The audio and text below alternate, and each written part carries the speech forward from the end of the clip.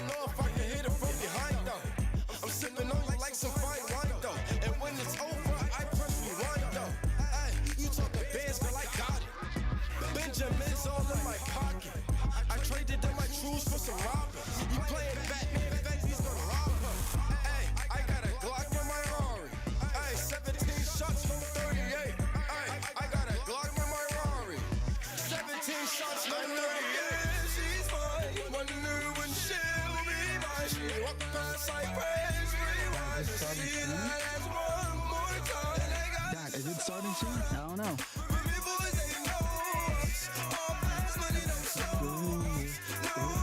I gotta connect that chat. I gotta connect that. Hold on. Tell me what you see. Yo, what is up? Hold on. Yo, what is up, people? How you guys been? Yo, bro.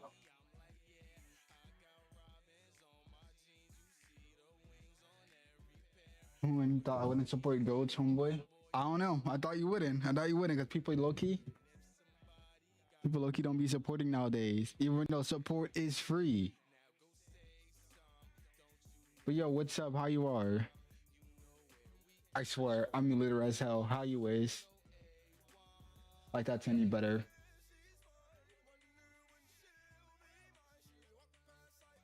Let me pause this. Yeah, how we feeling?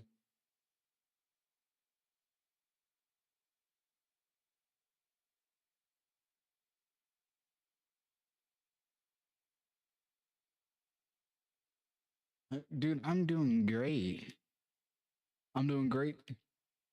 Locks a bit tight. They are a bit tight, but you know, we're gonna ignore that.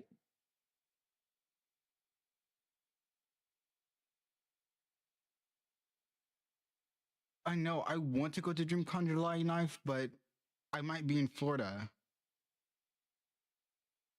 Like, so I might be in Florida, I might go to DreamCon. I don't know.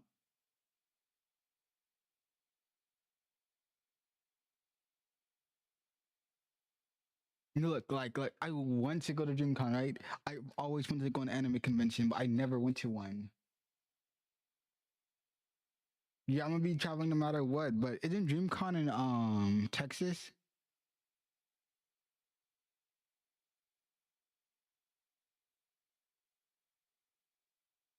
If I'm not mistaken, it's in Texas.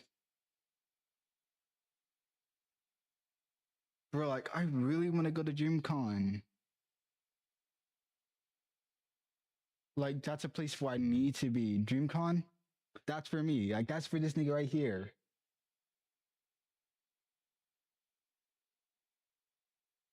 Like if it ain't like I just need to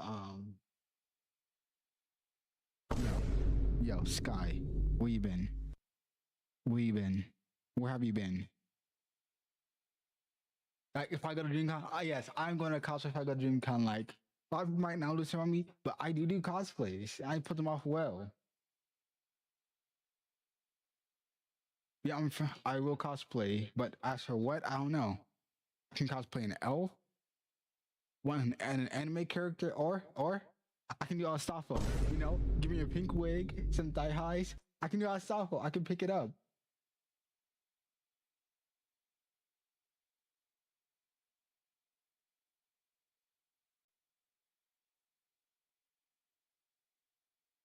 Odie.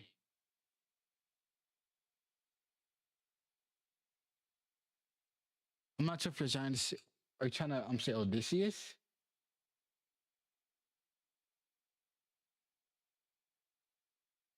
I think Odysseus is someone else be Poseidon.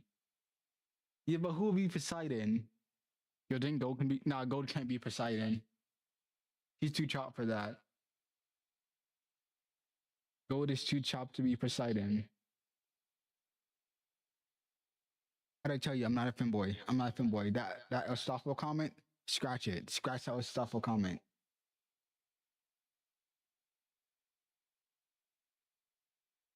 Do I got a girlfriend?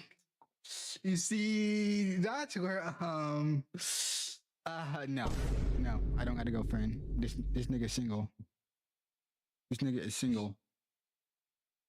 But hey, all I'm saying, China McClain, if you somehow see this, hit your boy up. Or Zendaya, who knows? Like you don't need to be with Tom Holland, right? Why won't you be with Miles Morales? Screw Tom Holland.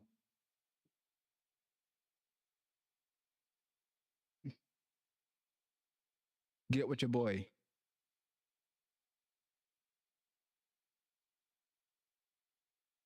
But nah, I don't got a girlfriend.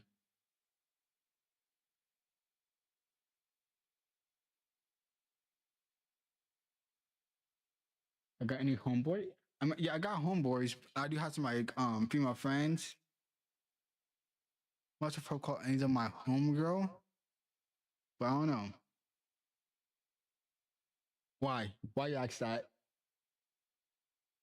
Nigga, I am not no bum. Who are you calling a bum? Who are you calling a bum? Cause it ain't me. I ain't the one. I ain't a bum. You tripping. You tripping. Don't play on me like that. Don't play on me like that. Saying you might be a bum. Dang, these locks are tight.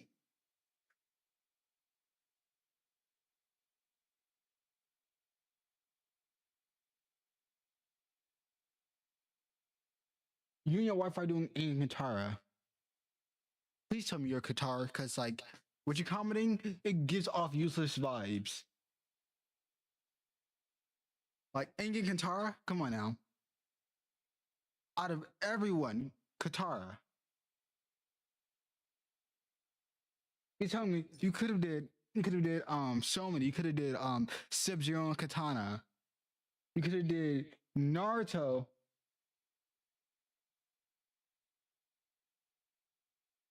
Yes.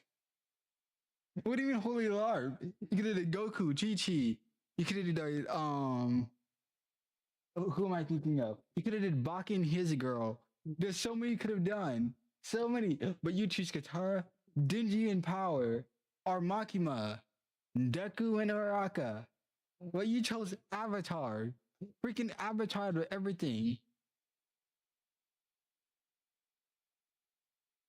Like, come on now.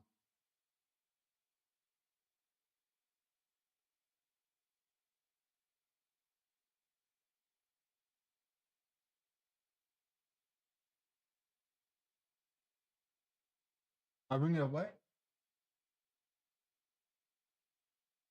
Chi-Chi and Makima? Okay, hold on. Hold on. Let's not downplay my girl Chi-Chi. She's taking back shots from a Saiyan, a universe nigga. You know how hard that is? If she's taking back shots from a Saiyan, right? Who's on par with gods. And she can knock out her sons who can go Super Saiyan. Super Saiyan, right? Not talking about Gohan. How Gohan can go Beast. Chi-Chi can knock them around. She's not useless. And Makima, she can control you won't even know. How she's controlling Aki? Come on now.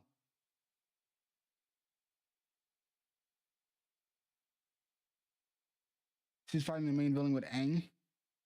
Yeah, but no.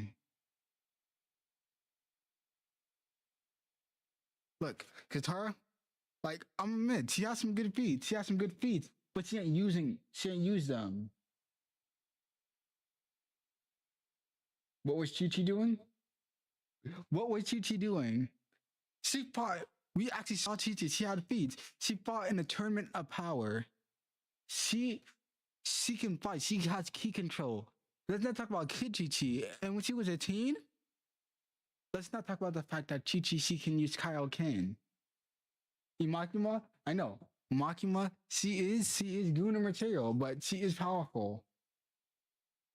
I ain't lying, I ain't LARPing.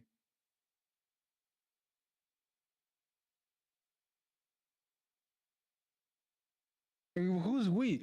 Who is we? Which mean we don't like these bums. We? We ain't a thing. Why'd you speaking French? This is America. Speak English.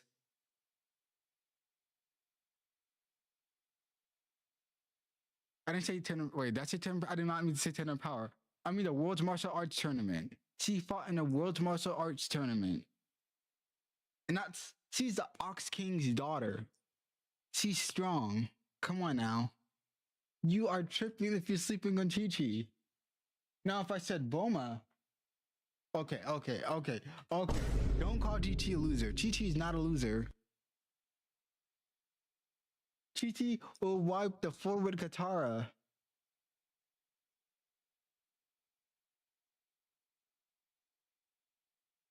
Boma's a goat. All Boma has going for her is her smarts, okay? That's all Boma has going for her. She's very smart, and she's dating the Prince of All Saiyans, but she has no fighting feats. She has no feats like Chi-Chi does.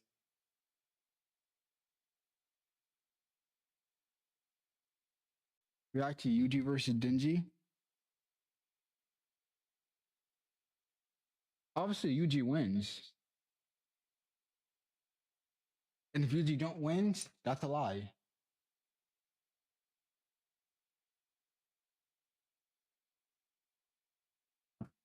Let's see this.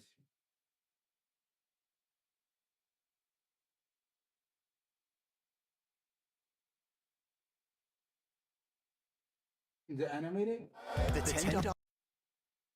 I might have found it. If it's animated, I found it.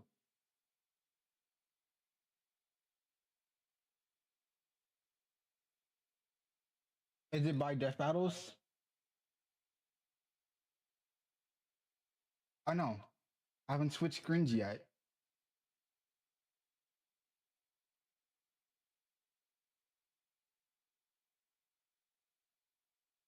Rolling.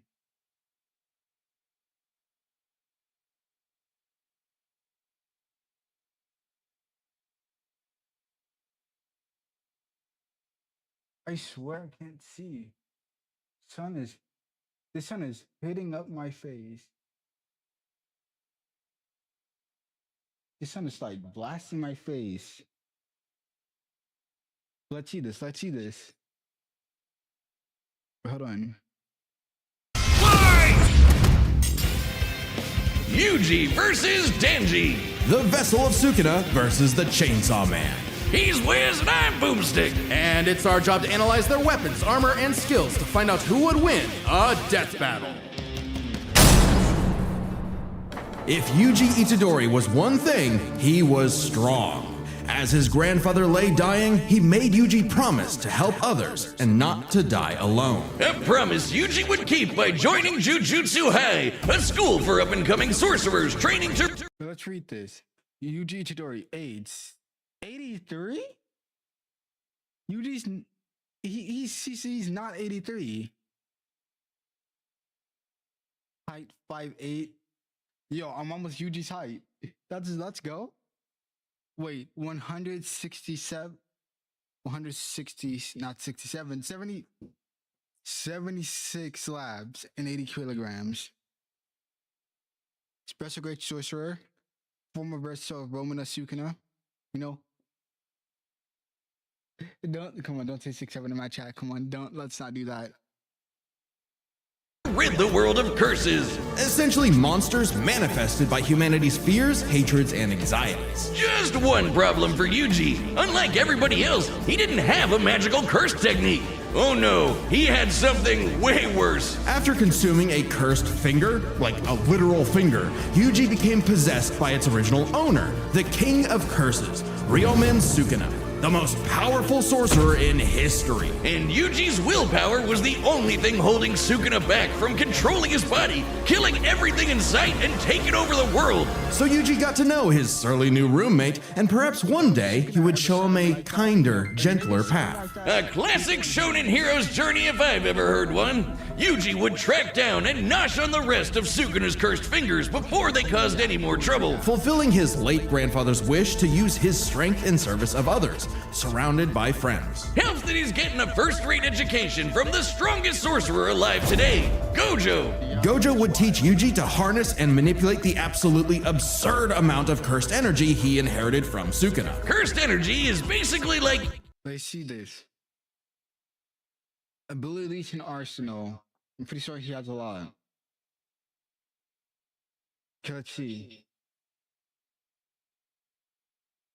Physical reinforcement, diversionary fist, black fast, reverse curse technique, binding vows.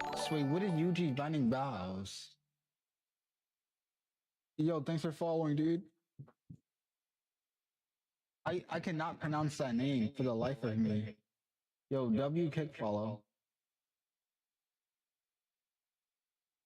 Anyway, I can't pronounce that for the life of me. So what is his binding vows? I don't know, but we figure out. Okay, next. Birth techniques. New shadow style, simple domain, domain expansion, blood manipulation, convergence, and piercing. Wait, when did he get these? Am I not caught up? Cleaving dismantle. Are these Sukuna's abilities are his? Evil key, and Yuji can use it to see invisible curses and enhance his already superhuman strength and martial arts skills he learned from his gramps, making him a monster in close quarters combat. Yuji knows Taido, a Japanese martial art derived from Okinawan karate. It focuses on agility and flexibility with the inclusion of spins, twists, tumbles, drops, rolls, and fleet footwork. Which he combines with jujutsu techniques like Divergent Fist. Yuji strikes an enemy so fast that his cursed energy takes a second to catch up, hitting his opponent twice and messing up their rhythm. By perfecting that timing and applying cursed energy within 1 microsecond of a hit, Yuji can achieve the Black Flash, increasing the power of his hit by a factor of 2.5. A feat that would require reaction speeds nearly 1,000 times faster than sound. It's basically impossible to do at will. You're so in the zone when you pull it off that it fully restores your cursed energy and boosts your output to 120%. Yuji's Black Flashes are so strong in particular, the author himself stated that 5 in a row would have been enough to instantly kill the special grade curse Jogo. Who did this? And this? And this? How many has Yuji ever done in a row, you ask? 7. And that's not even the nastiest thing about Yuji's punches. Because another 7 black flashes in a row. How do I tell you, bro?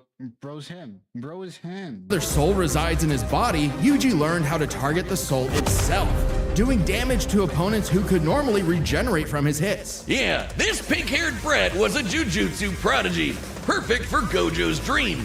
You see, it's lonely at the top, and Gojo wanted to train a crop of pupils powerful enough to share the burden of reforming Jujutsu society. Until one fateful battle when Gojo was sealed away and Sukuna. Some things are out of reach, I'm on Mars! but a card with access to exceptional benefits isn't one of them. Ready to start a hands-on career? At University Took over Yuji's body, then proceeded to, well, commit that whole mass murder thing he was always going on about. Yeah, turns out Sukuna is evil. Like, really, totally, completely, irredeemably evil. And it also turns out that every twist and turn in Yuji's life was orchestrated by the body-hopping sorcerer Kenjaku in order to resurrect Sukuna and bring about the curse apocalypse. In Yuji's I know I keep pausing it. You niggas are probably tired, but can we talk about how Kenjaku got himself cracked and became Yuji's mother? He turned himself into a woman just to get cracked. Like, hello? Can we, like, bro, let's be for real now. Now, Yuji is strong and he's technically part cursed, but come on. You can never catch me doing something like that, ever. is something he was completely responsible for. And so, having failed his grandfather, He took Yuji's mom's body, right? So if you take someone else's body, right, you're turning into that person. Therefore, he turned into a woman. You can't convince me otherwise. By taking her body, Yuji's outlook shifted. No longer would he fight to protect others, but to kill curses. And after Sukuna hopped bodies into Yuji's best pal Megumi, the King of Curses became numero uno on Yuji's shit list. Yuji's defeated powerful disaster curses like Hanami and Mahito, survived being slammed so hard he cratered the earth, and is comparable to sorcerers like Maki, who tanked getting rammed through entire mountain ranges. Yuji also learned how to use super advanced abilities like reverse curse technique to heal himself from crazy damage, like getting his torso shredded into chili. Ugh. And in some other sorcerers' cases, even regrowing lost limbs. Though it takes a lot of energy to regenerate blood, so after going on a cursed object feeding frenzy, he learned how to manipulate his own blood to speed up his healing, or fire it like a blood beam. A poisonous blood beam. All of that combined made Yuji just tough enough to finally take on the King of Curses, although greatly weakened after his victory against Gojo. Rip. Literally. Sukuna was still the de facto strongest being alive, but after hitting him with a Black Flash, Yuji actually copied Sukuna's main ability. Gojo's plan all along. This was Shrine. With it, Yuji can slice apart any surface he touches, an enemy's flesh, the ground beneath him, even the boundary between two souls in one body. Enough hits can even cause those two souls to separate. Like a souped-up version of his normal punches. Even better, Yuji finally gained access to the most powerful weapon in any sorcerer's arsenal, a domain expansion. Basically, a pocket dimension created by the sorcerer where their ability will hit no matter what. No contact needed. If you're trapped in Yuji's domain, you're getting sliced to ribbons. With all his power and training and righteous fury, Yuji severed Sukuna's soul from Megumi's body, freeing his friend from the demon's clutches. But not before offering Sukuna one last chance at redemption. Which he rejected before dying because, well, evil. Leaving Yuji to grow into one of the most fearsome sorcerers in history. Turns out the cursed objects that Yuji consumed made him part cursed and slowed his aging to a crawl, giving him decades of training and battle experience. He's mastered blood manipulation, can pull off black flashes at will, and shredded entire cities apart with Shrine. Just like Gojo and Sukuna before him, he became the strongest. But what actually makes someone truly strong? For Sukuna, it was the power to stand alone atop all others. But to Yuji, it was the opposite. The only reason he had survived as long as he had was because of the mercy and sacrifice of his friends. So Yuji brought together friends and allies, new and old, to create a world eventually free from curses entirely, fulfilling not just Gojo's wish, but his grandfather's as well. Because if Yuji Itadori was one thing, he was strong. Still strong. Wiz, if there are two truths in this world, two universal constants, it's these. Life sucks and then you die. Especially for the young boy, Denji. Who was so poor and unlucky, he doesn't even know his last name. With an alcoholic father forever indebted to the Yakuza, and a diet consisting of whatever garbage he could get his hands on, all Denji had in this world was his dog, Pochita. Who happened to have a chainsaw sticking out of his face. Really putting the tear in Terrier. Pochita wasn't an actual dog, obviously. He was a devil. Monstrous superpowered beings literally from hell that are created by and represent humanity's worst fears. In Pochita's case, literally the personification of chainsaws. Oh, he's so cute. Who would be afraid of chainsaws? They're the most versatile tool in the world. Perfect for chopping trees, opening cans, massacring your foes. Apparently, Pochita had no problem with that last part, as he and Denji hunted down and killed his devil brethren. It's a tough job, but when selling your testicles won't pay off your dad's debts, it'll do. That is, until Denji was cornered and forced to learn. Look, Denji he may be poor, right? He may be poor, he may be a bum, but let's not disrespect my boy like that. We all struggled before. We have all struggled, right? He's just like us. Everything Denji did, we've done. We done everything Denji done. Right? We all ate out the trash. We all called this one girl mommy. We did everything he did. We barked like a dog. Denji's like us for real. He's our twin. Yes, we have. We all have. We all kissed a girl and she threw up on us. Like, we all did that. Who's texting me? We all did that before. Who's we? We is we. We is we. Now we're not speaking French. We're speaking English. It happened to all of us. We all got tricked by one girl, you know. She made us think that she liked us and stuff. Just to backstab us. He's like us. Denji represents us. Denji, that's our people. That's our people. Like, don't lie now. Don't lie now. About those two universal constants. Life sucks, and then you die. But sometimes, if you're really unlucky, there's a third option. Born from his and Pochita's contract, a literal deal with the devil, Pochita would become one with Denji's body in exchange for Denji to live a happy life. And so, the two Bite-sized sustained energy to raise your bar. New Clip Energy Bites. Welcome to Wix Harmony, where you and AI work together to build a unique brand. Your words fused into a half-human, half-devil hybrid, the Chainsaw Man, aka a one-man, blood-soaked devil-slaying machine, the perfect candidate for the public safety devil hunters, led by this piece of work. With nothing controlling him but his raging teenage hormones, Denji would battle all of devil kind in the hopes of one day getting laid. And he was a natural at killing, not getting laid.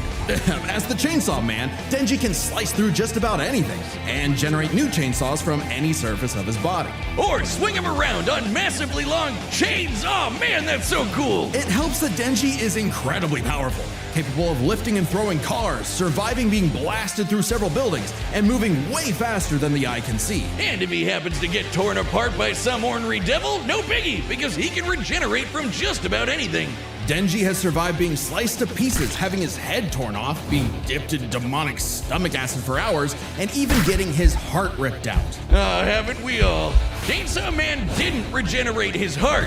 Oh no, his heart regenerated a Chainsaw Man. Even separating Denji and Pochita won't stop them. When Denji was stuck in this alternate dimension, he and Pochita still possessed a metaphysical connection. With their stomachs. While his healing factor can be overtaxed, all he needs to do is drink some blood and he's back to full health. And considering that chainsawing devils apart is basically an infinite blood exploit, he almost never runs out, only limited by the violence-induced psychotic frenzy he enters in combat. Well, he's not actually crazy. Denji might be, okay, definitely is an under-socialized moron led by his dick, but he's surprisingly clever in combat. Almost always thinking outside the box and coming up with so dumb they're brilliant strategies to take on devils that should be too strong for him. In short, Denji was the perfect soldier and was rewarded for his efforts with something that began to resemble a happy life. Aki, the stern older brother, Power, the bratty younger sister, and Makima, his boss and the girl of his dreams. All Denji had to do to finally score with that dead-eyed redhead was to kill the most fearsome devils in existence, like the Typhoon Devil who created a massive hurricane, or the Bomb Devil who could blow up most of a city, or the Gun Devil who could travel around the world and kill over 1 million people in about 5 minutes. But plot twist, he had to kill Makima too, because she was secretly the Control Devil, one of the 4 horsemen of the apocalypse. Everything she told Denji was a lie. The happy life he created, the family he made, all of it was designed to be torn down. All with one goal, to force Denji to break his contract with Pochita and become her servant. Order 66ing every devil she didn't like. But when Denji did break, Pochita took over. Now, Pochi might look cute and cuddly, but the Chainsaw Devil is one of the strongest and scariest dudes in the universe, capable of tearing through hordes of devil hybrids like nothing. More than enough to give Denji his opening to beat Makima by cutting her up into sashimi and eating her whole. A very similar solution to the Chainsaw Devil's most powerful ability. Anything Pochita eats gets deleted from existence. Yeah, like it never happened in the first place. World War II? Gone. AIDS? Nada. Nuclear frickin' bombs? A light tasty afternoon snack, thank you very much. Forgive me, chainsaws. I knew not your power. He also ate the Death Devil. Yes, Denji ate death, which means no one on Earth could die. Oh, you think that's messed up? Let's talk about his next romance, Asa. A sweet, shy, awkward girl, perhaps Denji's one true love, except for the fact that she shares a body with Makima's sister, Yoru, the War Devil. Who herself is in love with the greatest warmonger of them all, the United States of America. And Yoru was determined to use her love of the USA to drown the world in a ceaseless hurricane of blood. Denji, buddy, you ever considered maybe switching to guys or something? Because every single woman you meet has tried to kill you. It was in Denji's climactic battle with the War Devil that his and Pochita's bond finally matured, giving Denji full control of the Chainsaw Devil's power. A kind of Denji Man, I guess. Which he used to kick the War Devil's ass. And she was no joke. Strong enough to shoot Pochita from across the globe with a near light speed 2-ton bullet from the goddamn Statue of Liberty. Better yet, Yoru was so powerful she turned Oregon into a sword. Yes, the state of Oregon. Crumple the entire landmass into a blade, fly it over to Japan, and swing it at Denji. And he matched its power. She also threw the American flag at him. The one on the moon. You know, the moon in space. In seconds. And he dodged it. With the whole world literally falling apart, Pochita realized that becoming Chainsaw Man made Denji's dream for a normal life impossible. Something Denji was always too stubborn and selfish to realize until it was too late. So Pochita did what any good dog would do. Eat himself and erase the Chainsaw Devil from existence, creating a new world without him and leaving Denji just Denji. But maybe all this time, Denji was enough. Being Chainsaw Man could not save his loved ones, but being Denji could. Because sure, life sucks and then yeah, you'll die. But while you're stuck in between, chasing your dreams with your buds can help make life worth living. I need all the one. All right, the battle's about to start. But first, pitch calls are back. Yep. Hey, I'm Chad, the voice of Boomstick. And we've reopened Death Battle pitch calls on the Death Battle store. It's You can do this. You can be the first millennial in history. time for a death battle! Let's see this.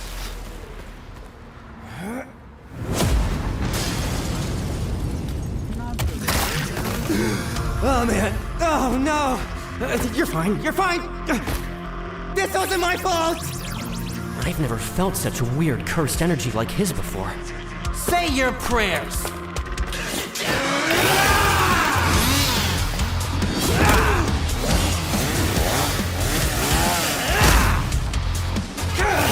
You're a chainsaw curse? Oh no! I'm the hero doll! Kicker of asses! Magnet to chicks! Half man, half devil! Chainsaw man! Let's finish this! Chainsaw instant death technique!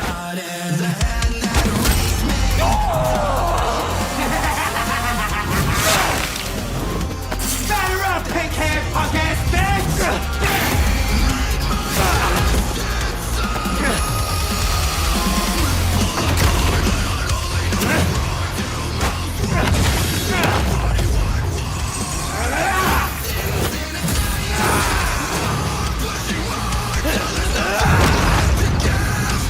Wait for it.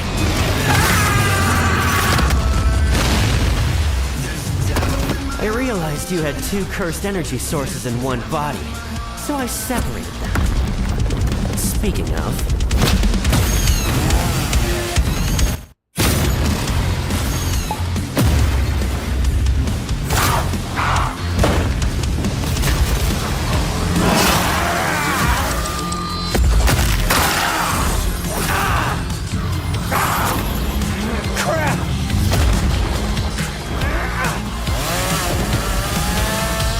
domain expansion.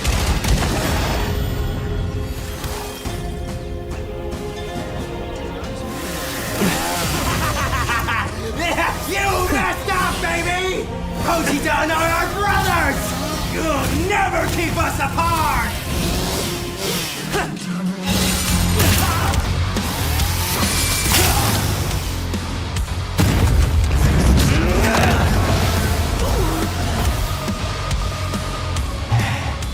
Domain expansion. Huh?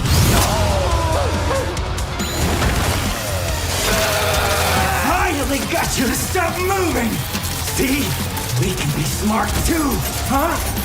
Punk ass bitch.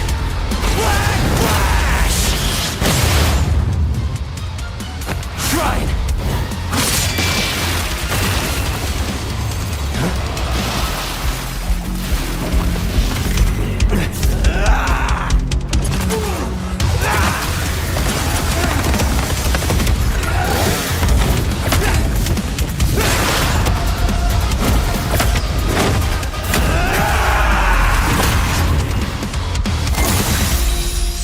A human and a curse.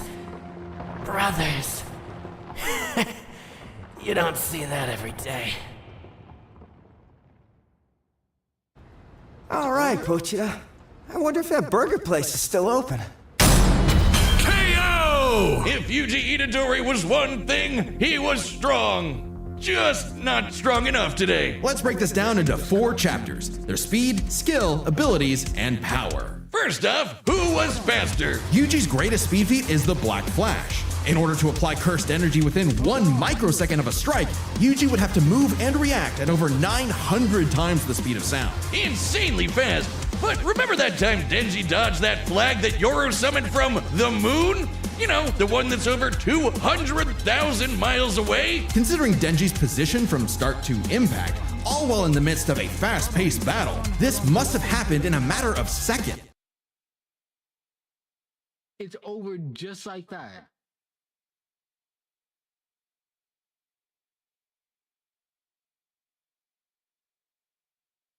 That's not adding up. Something ain't adding up. Somebody lying. Somebody lying. We gotta go back. We gotta go back.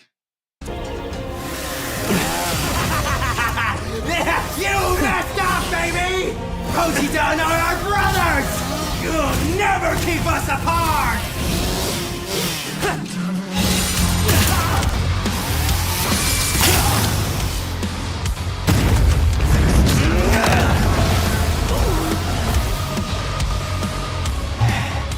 Domain expansion.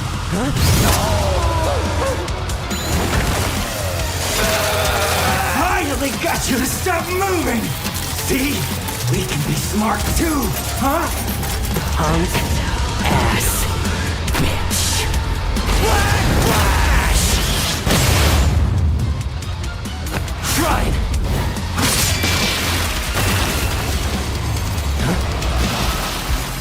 Let's face it, most of us aren't gonna set foot on Mars. I'm on Mars! It's freezing. I'm If he was able to stop Bro's chainsaws, why did it cut him in half?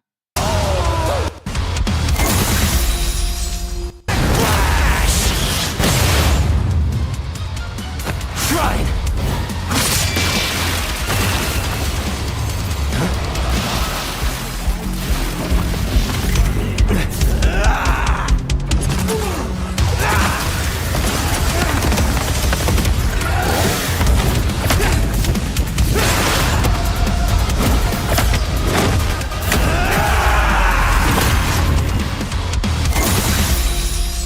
A human and a curse.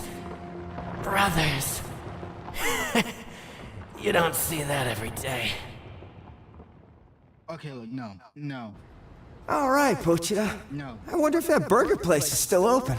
KO! If Yuji Itadori was one thing, he was strong. Just not strong enough today. Let's break this down into 4 chapters: their speed, skill, abilities, and power. First off, who was faster? Yuji's greatest speed feat is the Black Flash. In order to apply cursed energy within 1 microsecond of a strike, Yuji would have to move and react at over 900 times the speed of sound. Insanely fast. But remember that time Denji dodged that flag that Yoru summoned from the moon? You know, the one that's over 200,000 miles away? Considering Denji's position from start to impact, all while in the midst of a fast-paced battle, this must have happened in a matter of seconds. We'll lowball it and say 10, though it'd probably have to be faster to use against Denji in a fight. This means the flag must have been moving over 12% the speed of light. Over 100 times faster than the Black Flash. Now, Yuji has gotten significantly stronger since his adolescence, but we know for a fact that in Jujutsu Kaisen, relativistic speeds are something humanity has explicitly not yet achieved. So it's pretty clear that Denji takes speed. However, Yuji has made a career out of going up against enemies far out of his league by relying on his skill. And what a career it's been! He defeated the King of Curses all before he was even an adult, and he continued to train and master his jujutsu techniques for decades. Whereas Denji, while certainly a clever, unorthodox fighter, would often get by due to his sheer stubbornness and durability more than anything else. With Yuji's greater experience and martial arts combined, he was definitely the more skilled fighter. What wasn't as clear-cut was who had the better abilities. Specifically, how well they can cut each other and how well they can heal from being cut. So I guess it's their cut ability. Both could survive pretty insane wounds, though Denji's devil healing factor was superior. The most Yuji has ever healed were some big slashes against his stomach. And while other similarly powerful sorcerers like Gojo could regenerate lost limbs, Denji could regenerate almost all of his body from a single cord pull. That being said, Yuji's soul targeting attacks have done lasting damage against those with superior healing like Mahito. Not just that, but literally splitting two souls apart. That's how he beat Sukuna, and he could potentially do the same thing to break apart Denji and Pochita. However, it's not so simple. Sukuna was already severely weakened at the time, and it took Yuji several hits to separate him and Megumi. And on top of that, even if Denji and Pochita were split up, we know they keep a metaphysical connection when apart. In fact, they were split up when they were fighting Makaba, and they had no problem rejoining. No reason they couldn't do it again here. However, Denji's healing factor isn't unlimited. He'll need blood to heal eventually, and the range and speed of Yuji's slashes would force Denji to tank them to get up close. Even if he could, Yuji's healing factor wouldn't last nearly as long against Denji's chainsaws. But then Yuji could back off, Denji chase him, and so on. Like an unstoppable force meeting an immovable object, neither had a clear edge in cut ability. So what it ultimately... They neither had a clear edge. Yuji had the edge. They didn't use any blood for Denji. I did not see Denji drink one drop of blood. Where'd he get the blood from? Because Yuji wasn't bleeding to the end. Somehow he was able to heal all this time? Yeah, somebody lying. Came down to was power. Who could do the most damage and wear the other guy down first? Yuji slicing apart an entire city is one of the most impressive feats in all of Jujutsu Kaisen. By measuring the clouds of dust created in his attack's wake, we can estimate he launched over 5.5 million tons of debris into the air. That kind of force is equivalent to over 3 megatons of TNT, comparable to a hydrogen bomb. But unfortunately for Yuji, while he could cut apart a city, Denji was Oregon level. The state of Oregon is the 9th largest in the Union by total area, nearly 100,000 square miles. By estimating its volume, Yoru compressed a mass weighing over 750 trillion tons. One swing from that sword would hit with an energy of over 30,000 megatons of TNT. Which is like 10,000 hydrogen bombs. And not only did Denji survive a swing, he straight up overpowered it. That's insanely strong, but not inconsistent. Like the time Yoru fired that globe-spanning near-light-speed bullet from the Statue of Liberty. Sure, Yuji's citywide dismantle was done casually, but so was Yoru crumpling Oregon. Yuji's dismantles would need to be 1,000,000% stronger to do significant damage to Denji. Especially with Denji's OP healing factor too. Denji takes the final edge in power. All Denji needed was one good hit to finish the fight. And with his far greater speed, it was only a matter of time. What can I say, Yuji? Denji's just got that dog in him. The winner is Denji, the Chainsaw Man. Next time on Death Battle.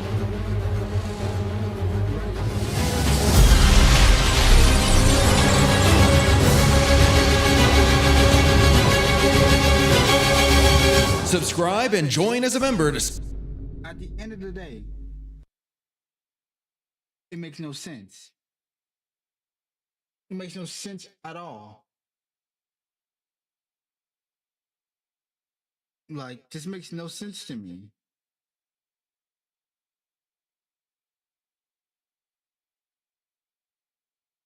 This is killing me too because how?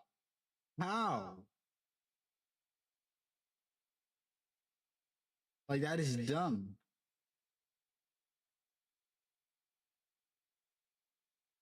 I'm gonna crash out. I'm gonna crash out.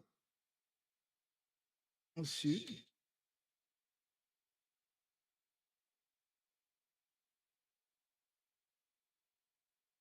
I need to get my hairline done.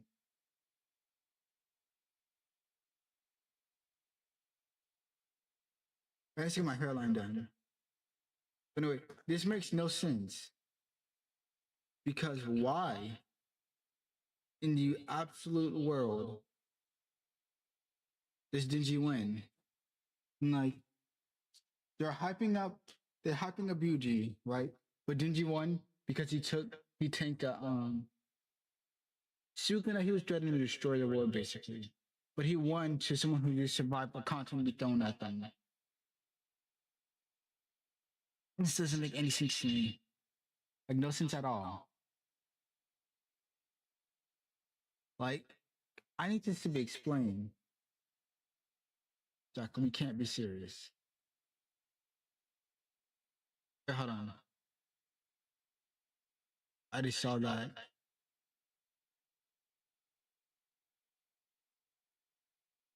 I don't have alert box for that. But anyway, yo. Sky went for the compliment here. Of course, I have to compliment someone right now. After I'm like pissed as hell. So we're gonna have to do this. We're gonna have to do this. So look, guys. Guy here, my top fan. You know, they're the most beautiful, most smartest person I know. Like, they're looking smart, right? They're here all the time. You know, Scott said that's a lie. And, you know, it's like really look up to them, take after them. Right? Cause like, you know, they say they want me to stream, but almost I never hear another clip. So like, yeah. W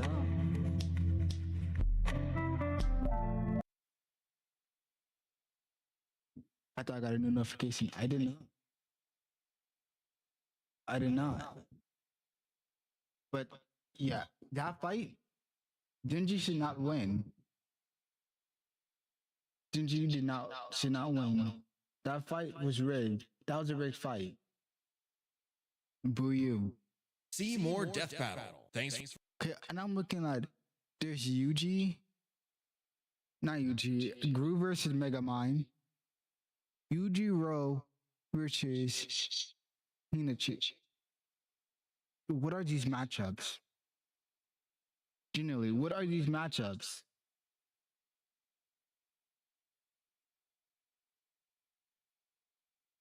These matchups make no sense. Oh, also, this is one Gideon video I wanted to see of him like catching predators, like low key. I want to be an EDP catcher sometime. I want to troll, like not troll, but like I want to try to catch I want to catch a PDF file. You know, I'm not gonna be like these other niggas just like beating on them.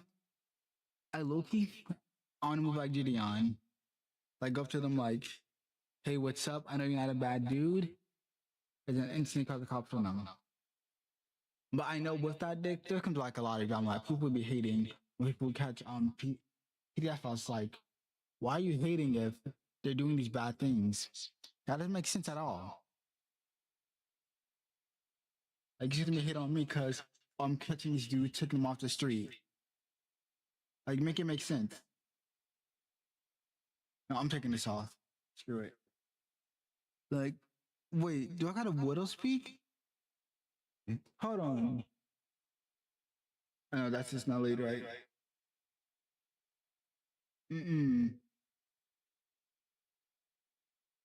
Hold on.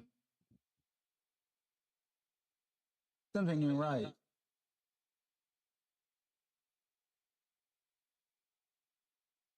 You know, I just need a lineup. I just need a good lineup and I'm good. That's all I need. All I need is a lineup. You see the hair longer than goats? Like Lucky? I'm kind of like Tyler. Tyler didn't want to interview Gold, but he would want to interview me. Like, both of her used to be boneless. But now, like, it's a fine. This that 4C hair.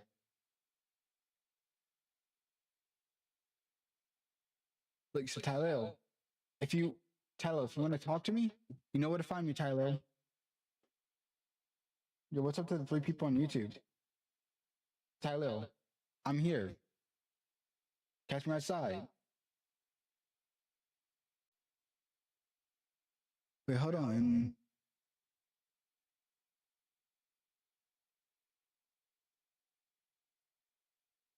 Tyler, you do need to catch me though. Cause imagine, look, guys, me streaming with Tyler. Not even that. Kai, alright. But the person who I do want to stream with, like, I really mean this. I want to stream with this person. Screw Kai Sinad, screw Rakai, screw Tyler, screw DDG, screw Dabo. There's one person I want to stream with. Look, you may not think it's a good choice. Extra Emily, I need to stream with her. I need to stream with Extra Emily. You may be thinking, why do you want to stream with her? Actually, I can't lie. I don't want to. She's low key my type. I match her energy. I need to stream with her. Okay. Extra Emily, you know where to find me. Actually, you don't. But hit me up. Like that's gonna happen. What's your show? You can't sit here and tell me Extra Emily's not cute. People be downplaying her. Like, they be playing on her face.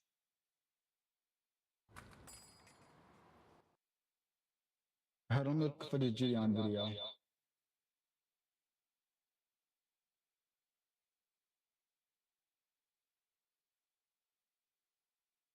You know what? Before I even get into the paired video, there is one thing I do need to see. It's about my unfortunate look-alike. Years before music even started, when I was writing my first comic book, and it was this detective that... It's for my unfortunate look-alike, you know. If you don't know who I'm talking about, if you don't know, if you're like, yo, who do you look like? Who is he talking about? I'll tell you. I'll tell you right now.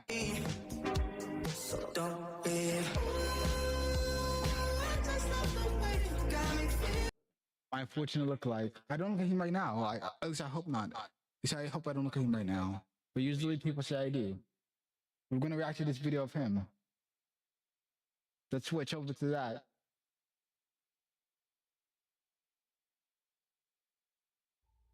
A murder that has become one of the most discussed crime cases of recent times is that of David Anthony Burke, who went by the stage name David.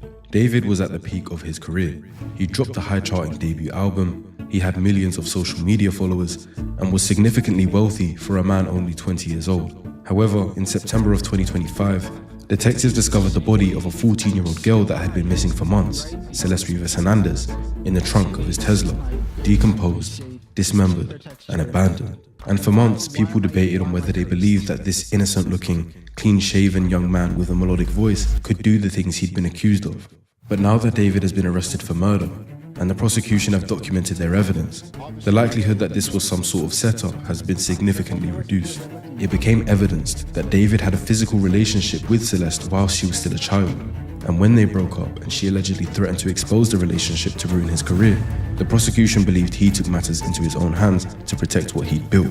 But when you add the context that he made music constantly that included themes of blood, violence, and a romance that ends in tragedy, it's caused a lot of people to suspect that this outcome was something David always wanted.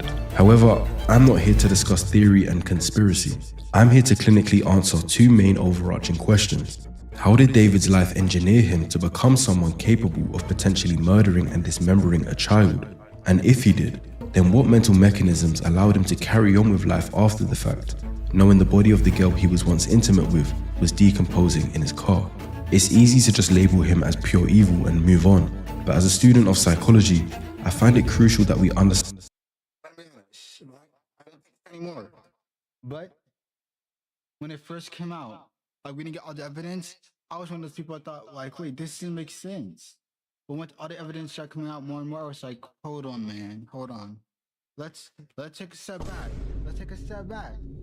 But now, like, since everything's over, right? We got all the evidence. It's like, come on, bro. Come on. Why? And what happened to him in childhood, what were the warning signs, and figure out the why that surely exists in this story. There's a lot of questions I've seen online that I think I have the ability to answer by the end of this video. Answers that will give you a genuine understanding into the mind and psychology of David Anthony Burke. I played it for her in the car. She was like, David, this song is too violent. You talking about killing people in your music? No, not my son. And I was like, wait, I might be onto something.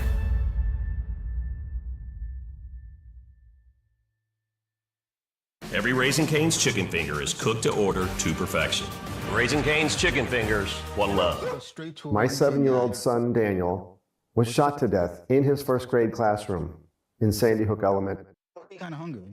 Let's start from the beginning. So, you're a New Yorker. New Yorker, Queens, New York. What are your parents like? Are they musicians? Not at all. My dad is a litigator for a law firm. My mother was a teacher.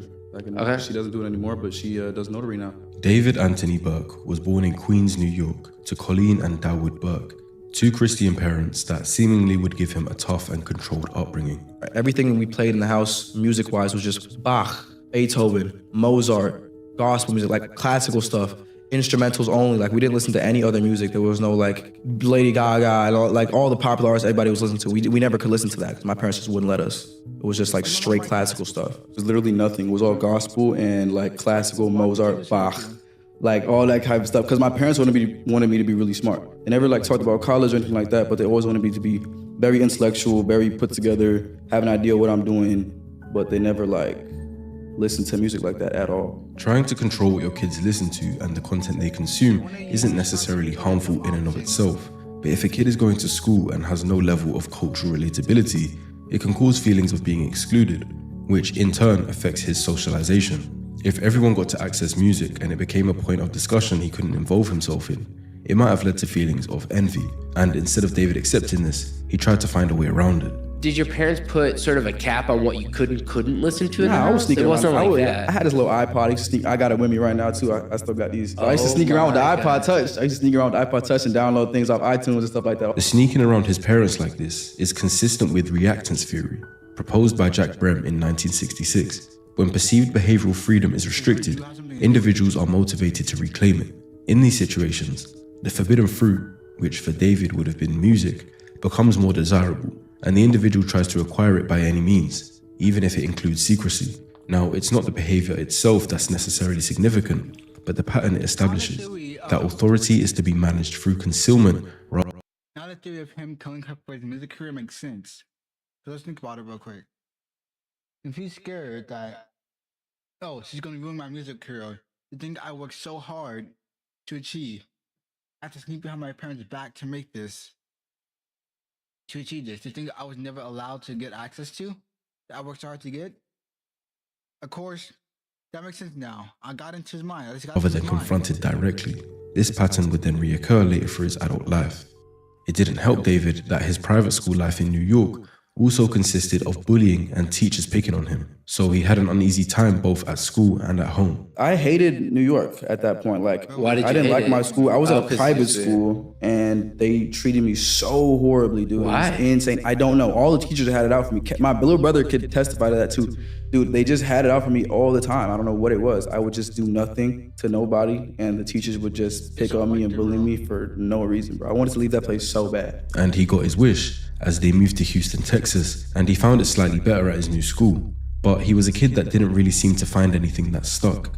His parents tried to get him into music, but it wasn't stimulating enough for him at that time. She put me into piano lessons when I was 7, and then I quit that after a week. She was like, okay, I'm not gonna pay for it if you don't like it. Quit that. I went into she put me in a church choir when I was 8. Quit that. And then I was in middle school band when I was in 7th grade. I played the flute, and I quit that. Parents who put a lot of pressure on their kids into doing things and certain stuff, like they'll do it, but they'll go to hate it, right? Or they'll go to resent you for that, or resent that one thing. or most times it will become their obsession, or become over obsessed with it. So parents, don't force things on your kids like that. You're gonna make them psycho. But he never developed into a conventionally social child. He describes himself as a people watcher rather than a member of a friend group, sitting apart in cafeteria settings and constructing fictional narratives around classmates that they were unaware of. At school, before I was homeschooled, like middle school, elementary, I would look at these kids, like at cafeteria, at lunch was like my playground, like my brain's playground. Like there's so many different kids and they're all doing something different. I would just sit there and I'm a people watcher. I would just inspect them and like write about them and stuff like that. And I kind of brought these characters to life that were inspired by my classmates. So every time I would write like a short story, I'd have these different classmates in these stories and they would never know. It's like different names and everything, but they were inspired by my classmates. This preference to observe people and create these stories was an early marker that he had a natural tendency to see people as subjects for analysis rather than reciprocal social partners. Combined with his bullying in New York, it suggests he felt more inclined to exist on the edge of social bubbles rather than in them, present but not integrated, watching but not connecting. He says he began writing poetry in the 5th grade and pursued anime, gaming, and creative fiction from a young age. Yeah, ever since I was young, I really just like anime, gaming, and poetry.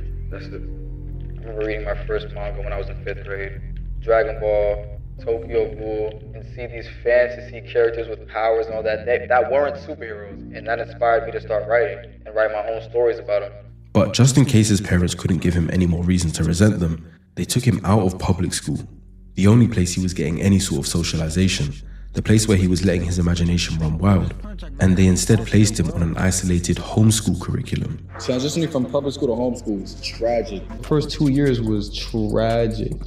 Tragic? I was asking to go back to school almost every day. My brother too. Was the decision to move from public schooling to homeschooling a difficult one? It was, and it wasn't mine, it was my parents. So there's 2 different types of homeschooling in America. There's like group homeschooling, where it's parents that don't want their kids to be in public school environments, but they still want them to be in social groups. So they have you have homeschool kids that meet once a week at a specific place, and they play like extracurricular activities like basketball and stuff like that, so they can socialize, and they do the work on paper. And then there's a second homeschooling where it's just strictly on computer. That's what I did.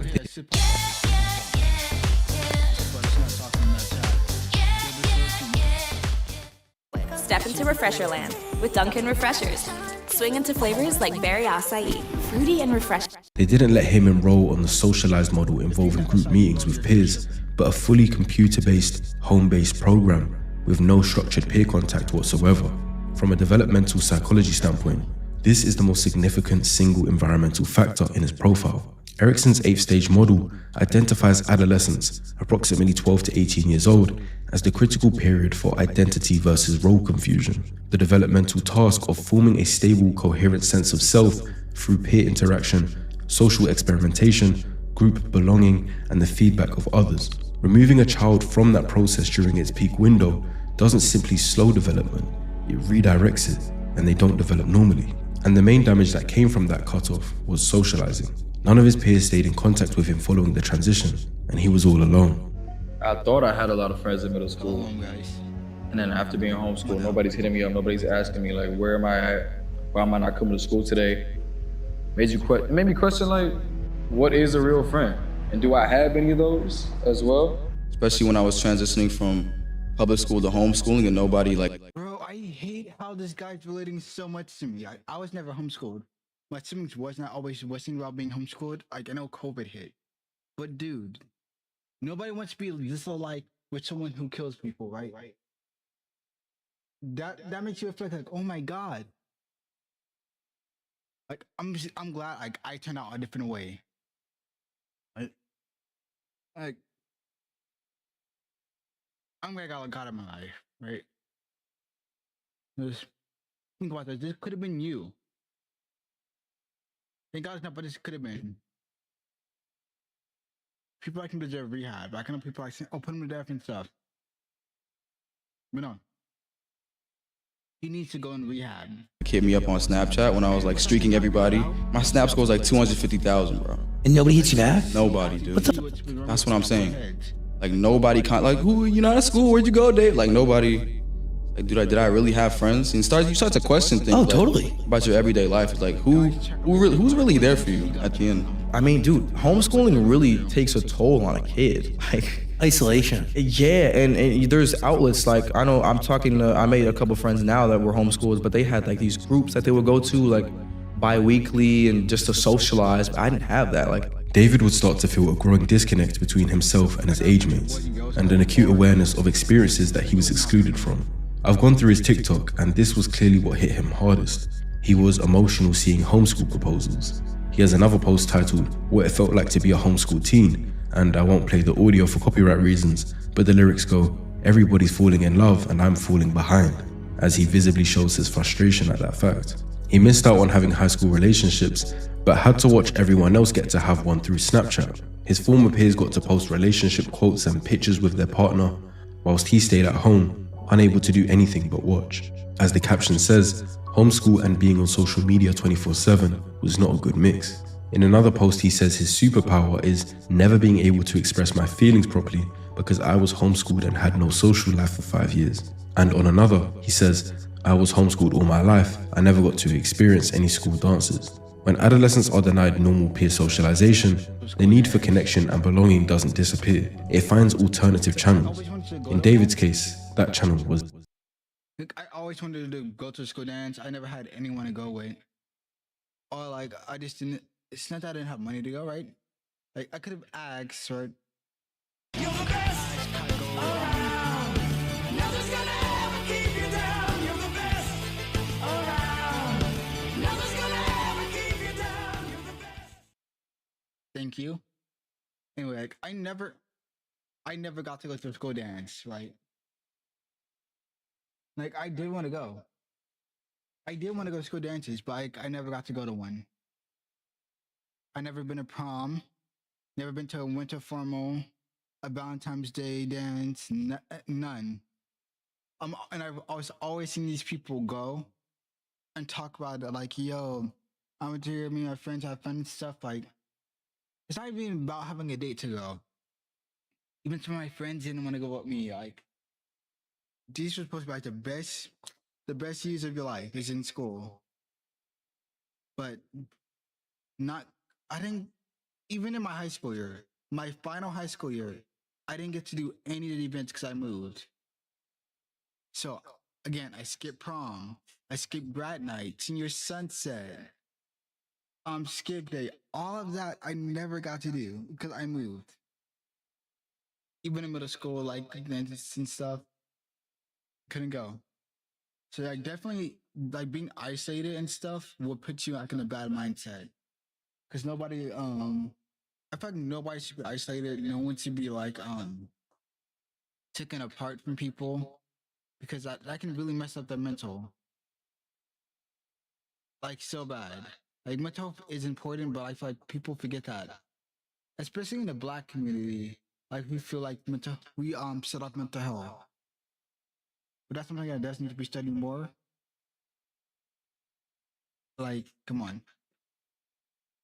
But okay, I get that he was an awkward kid, right? He was like left alone and stuff, so the only thing he had in music, but there's so many other options you could have did.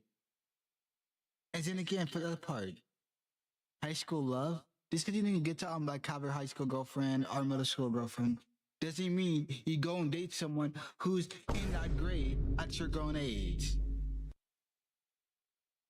Lock in, David. Well, it's too late for you. It's too late for you, bro. It's too late. The internet, specifically Fortnite, YouTube, Discord, TikTok, and eventually music. During his homeschooled years, David describes Fortnite as his primary social environment. He engaged in squad fields, which is where you're allowed to join games with strangers and talk to them if you have a headset and mic. And he allowed people to vent their personal problems to him. Especially being homeschooled, not having a social life, right? So I'm on the game, I'm talking to all these random people, and they're talking to me about their life problems, using video games to escape the real world as much as I am, and then living my life vicariously through them, and like writing songs about their lives. Yeah. I would go on Discord, and I would go on Fortnite, and I would go on like squad fills, and I just let people talk to me and just tell me about their lives. Because like most of these people that play video games the same way I do, they're going to it as an escape. So I was just being an open door and an open outlet for like my peers and my friends to kind of just like vent to me about different things in their like personal lives and stuff like that. And I'm like 15, 14 at this time, so I don't know how to like be a therapist, right? But it's like I'm taking this information and all these different people talking to me about different like problems and situations. I'm like, wow, this is really what humans are like. Like, these are humans. The fact he says, wow, so this is what humans are like, these are humans, tells me that this was the only way David was understanding human psychology at that time. This is a clinically unusual developmental pathway. Normally, an adolescent's model of human behavior is built through direct, embodied, reciprocal experience, like friendship, conflict, romantic experience, loss, etc. But David built his model of human psychology through a parasocial and semi-anonymous listening role, absorbing other people's problems through a gaming headset. This produces a specific kind of social intelligence, highly observational, empathically competent on an intellectual level, but fundamentally disembodied. He understands humans like a researcher understands subjects, not as a participant understands his peers. And that's going to be significant when evaluating his later relational behavior. Gracie Abrams, the Look at My Life Tour, presented by Capital One. Get exclusive Mortal Kombat 2 wallpapers for your PC. So he was chronically online, seemingly addicted to video games, but being home alone that much allowed him to stumble across much worse vices. Later, in his own Discord server, David disclosed a sustained pattern of consuming gore content beginning at approximately 14 years old, following the accidental exposure to a cartel execution video. Gore is real-world violence and injury, fully uncensored, including death and murder, and he was discovering that and watching it repeatedly at 14 years old. He describes a progression from initial shock response to habituation, saying, "It got to the point where I don't even cringe when I see it anymore," to then developing a dissociative response, claiming he started laughing at one point, but then escalated to deliberate intentional use. "I watch gore to disconnect the part of my brain that feels empathy to the wrong things." We have something called an amygdala, which generates the brain's threat and disgust response to violence. Repeated exposure to graphic stimuli triggers habituation and desensitization. In simpler words, the threshold for what makes the brain want to cringe and look away rises because the stimulus is no longer threatening due to seeing it so much. What David describes in his Discord is consistent with this process in adolescence, whose prefrontal regulatory systems are still maturing and therefore less equipped to contextualize and contain the desensitizing effect. But what distinguishes David's disclosure from typical adolescent experimentation is that last part. He doesn't describe watching gore for entertainment or shock value. He describes it as an emotional engineering exercise, a deliberate attempt to modify his own empathic response. This level of intentionality about emotional desensitization in a 14-year-old is far from typical and represents a significant clinical signal. This would have been a major warning sign and red flag that David was gaining the ability to care less about human life. During that same isolated period, David developed an elaborate alter ego he called Itami, a Japanese word meaning pain. I have this alter ego named Itami, which means pain in Japanese, and I'm heavily inspired by like anime and stuff like that. But that character that's in the music videos I make now was actually an idea that I had years before music even started, when I was writing my first comic book. And it was this detective that would solve his own crimes. So he was the good guy by day, and then at night he'd kind of transform into this alter ego and then commit crimes he'd solved the morning of. But Itami isn't this artistic, creative concept he's come up with. David described it in multiple interviews as a character he intended to develop into his own manga, one who was explicitly him, a detective who committed murders and then investigated them himself. Big part of that manga was an evil version of me, an agent of chaos and kind of my alter ego, and there was an evil version of myself that would kind of come out at random moments, kind of like Fight Club with Tyler Durden. And he would commit the crimes that I would have to solve as the detective. So like when I was as the detective, I'd be like solving murders that I'm committing myself. Understand that there's a difference between normal fantasy and what David's doing. We all might fantasize here and there, maybe about obtaining a certain level of wealth or driving a certain car or whatever you guys care about. Escapist fantasy uses fictional scenarios to temporarily relieve stress and provide alternative experience. The psychological concept of fantasy elaboration, however, involves constructing increasingly detailed, immersive internal worlds in which the individual places themselves, not a character, but themselves, and which begin to function as a parallel framework for understanding identity and relationships. David explicitly inserted himself into this narrative. He is not the author of Itami. He's Itami's counterpart. They share an existence.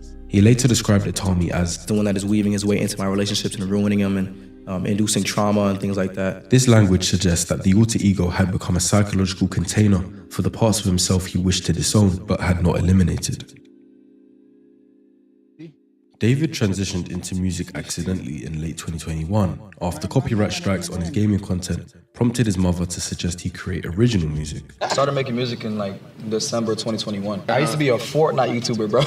Like, it's so crazy. Only reason I started making music is because my videos got copyrighted, because I was using like Scissors music, Justin Bieber music, all that. And my mom was like, yo, if you're getting copyright strike, you're not making no money, make your own song. So I was like, bro, I could probably do that. Because of his ability, I know he's able to play and do, so I said, just make your own music.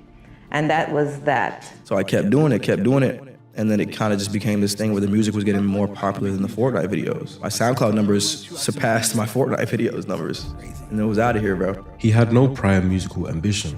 What he did have, though, was years of accumulated internal material. The Itami fantasy, the observational psychology built through online listening, the poetry he had written since 5th grade, and a set of emotional themes like isolation, romantic destruction, duality that had no other outlet.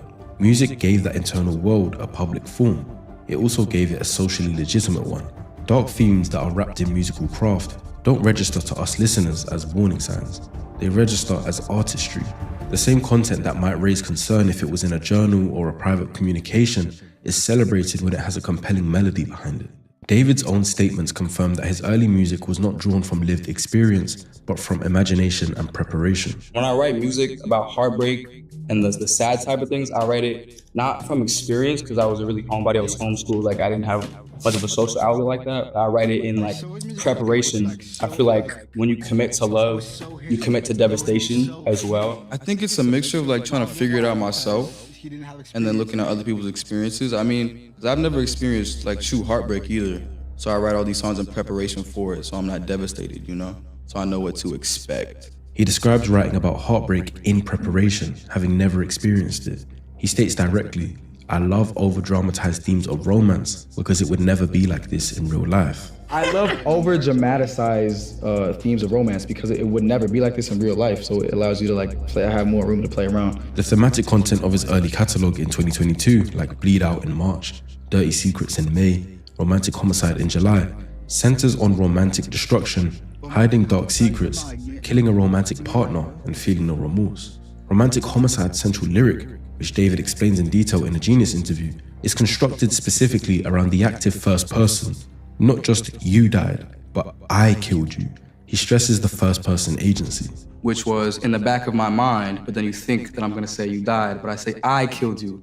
So it's not like the thought of her is gone by itself was something that she did, it was something that I decided to do.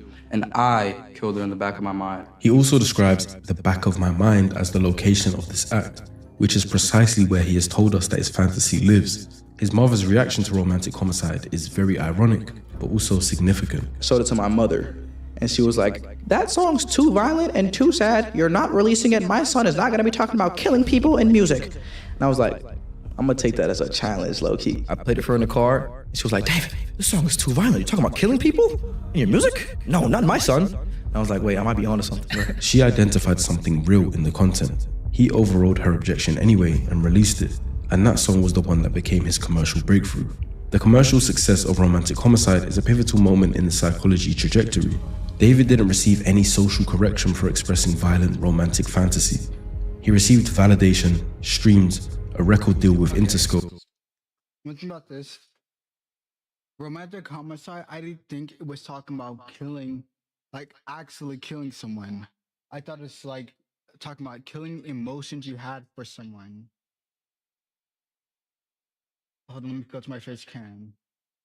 Like to me, I'm like, I'm gonna, well, hold on, let me look up the lyrics real quick. Let me go to the lyrics.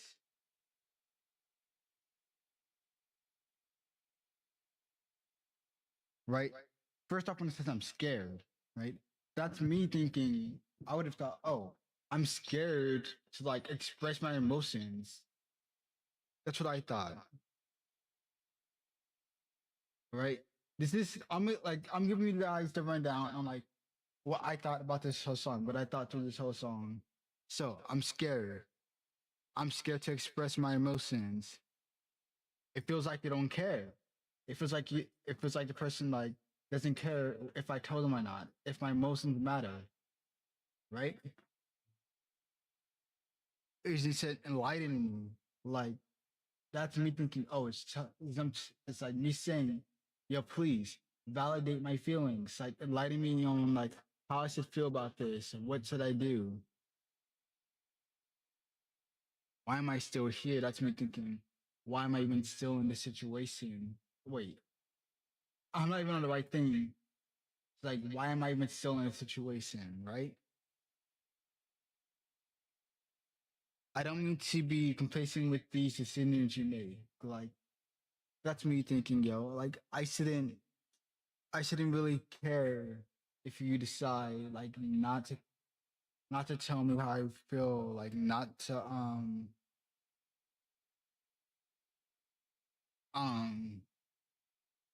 like you just departed the situation, but why?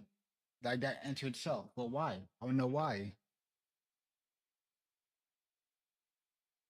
As much as he says, in the back of my mind, you die. That's like making, oh, the thoughts I had of you, the feelings, the image of you is gone. It basically died. It's no longer there. Which I didn't even cry. I feel like that was him saying, yo, I don't feel for you anymore. Like, I feel like I should, but I don't. Not a single tear, obviously. Like, there was nothing. I felt nothing. Such nothing. I couldn't even express it. And him saying, I'm sick of pacing for someone who I won't even arrive. That was me thinking, oh, him saying, yo, I'm sick of trying to explain myself to you. I'm sick of wanting you there just for you to be distant, just for you not to not to talk to me, like not to reciprocate how I feel. I didn't skip that. In back of mind, I killed you. That I thought that was something just saying, I'm setting you aside. You're gone. And again, he didn't regret it. So, romantic homicide, that was a rundown of it. But I guess I was wrong. And multi-million-dollar career momentum. I get the first email from the labels. I showed them, I'm like, all right, my mom has to hear about this now. I was like, there's no way I can like sweep this under the rug. I'm getting really famous right now. And then I meet with Interscope, who I eventually signed with, and I meet on my team, Mogul Vision for management, that I signed on management. And then at that point, it was just time to push the button. From a behavioral reinforcement standpoint, this is near optimal conditioning. The behavior, which was externalizing dark fantasy through art, produced the outcome most desired by someone with his developmental history, which was belonging, recognition, status, and the experience of being known without truly being seen. Because not only did he blow up in music, but that coincided with social media fame, like TikTok, where he got tons of engagement. But looking back on that, those fans were engaging with someone who wasn't even their true self, and who never took the mask off. I got me as the artist, David, D4VD, Itami, which is the antagonist. He was a blindfold. My gaming character is coming soon. He is like the one that's super tech savvy and stuff like that. And then my social media persona, which is also being built out as we speak. And that's the 4. He constructed an entire identity architecture around himself with those 4 defined personas: David the artist, Itami the antagonist, a gaming persona, and a social media persona, none of which were David Anthony Burke. The actual self was not among them.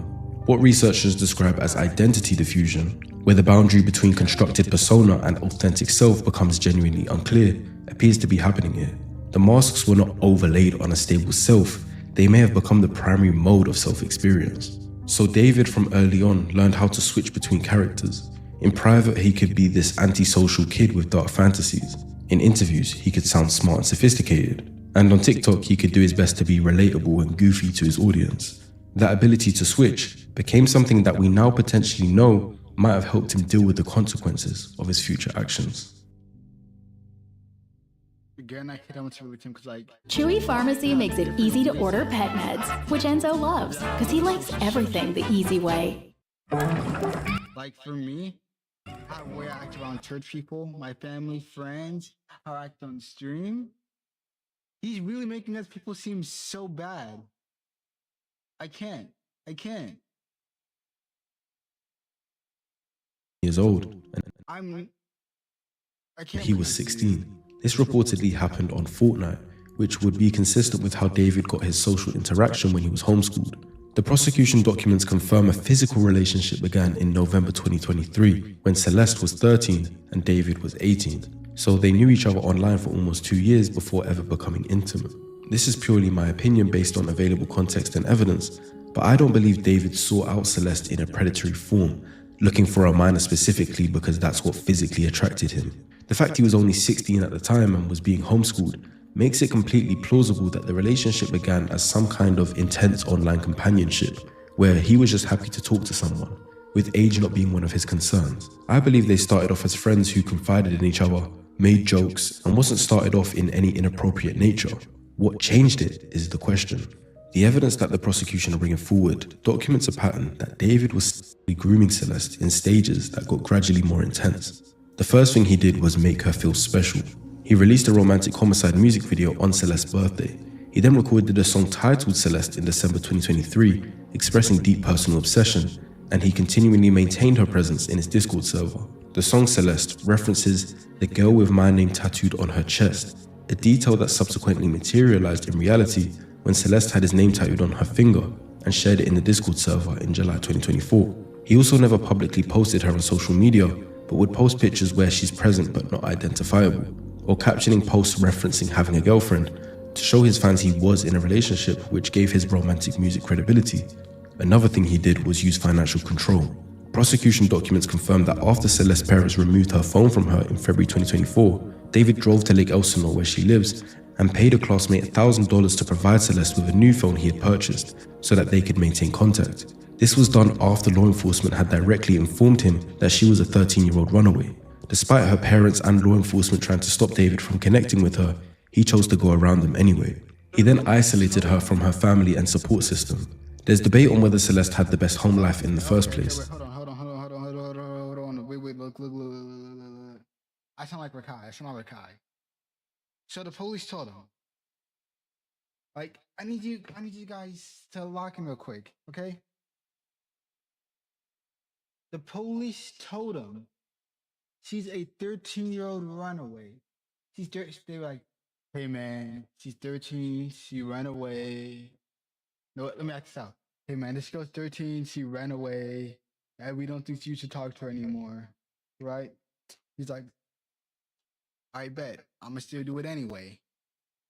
Oh well, we can't stop you. Then, a few years later, she ended up dead in the back of his truck, and they couldn't prosecute him for how many months now? For how many months? If you guys knew he was doing this from the beginning, the law enforcement knew, her parents knew, her friends knew, why didn't they stop him? Why didn't they enforce it more? And now they wonder why. We wonder why she's young. Rest in peace to her soul. But if you guys knew, y'all didn't do anything to stop it. It's the police fault, her parents' fault, David's fault, her friends' fault, his parents' fault. This is all alleged. But if you guys knew, you could have stopped it. You could have did better. I'm sorry, but that just got me heated. But David definitely capitalized on that and took advantage of her vulnerability. Throughout 2024, the prosecution documents confirm that Celeste spent significant time at David's Hollywood Hills residence, accompanied him to Las Vegas, London, and Texas, and was repeatedly reported missing by her family. This pattern of running away is consistent with successful grooming. The victim's primary attachment has been displaced towards the perpetrator. David had become the new safe place in her eyes, which is really sad to think about in hindsight. Another thing David desired was surveillance and control. It could be for humor purposes, so take it as context rather than fact. But in January 2024, after they'd started a physical relationship, he posted TikTok with the text on the screen implying a partner telling him that she will swallow an AirTag so he gets to know her every move. It seems playful on the surface, but with the context we have, he's describing a desire for a constant location surveillance over a minor. On January 11th, 2024, David did a Twitch stream, but he had Celeste in full view of his audience, right there in plain sight. She was wearing a hoodie and glasses to perhaps conceal suggestions at her age, and they seemed to be doing a cooking stream. Season it? It's already seasoned, bro. It's Alfredo. I'm yet to find the full stream, but I'll be right back because it's getting hot. I need to go get a fan. This fan on my roof, it ain't doing it. I'm sorry, it ain't doing it. So I'll be back.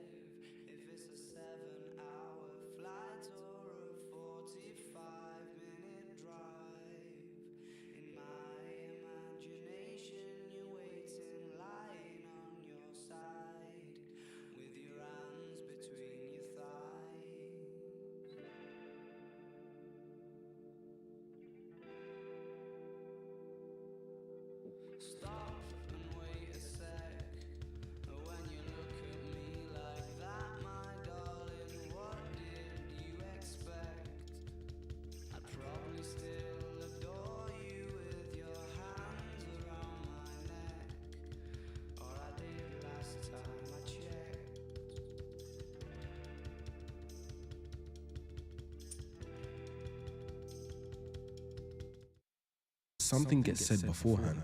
Oof. I'm back. How'd I tell you? I needed this fan right here.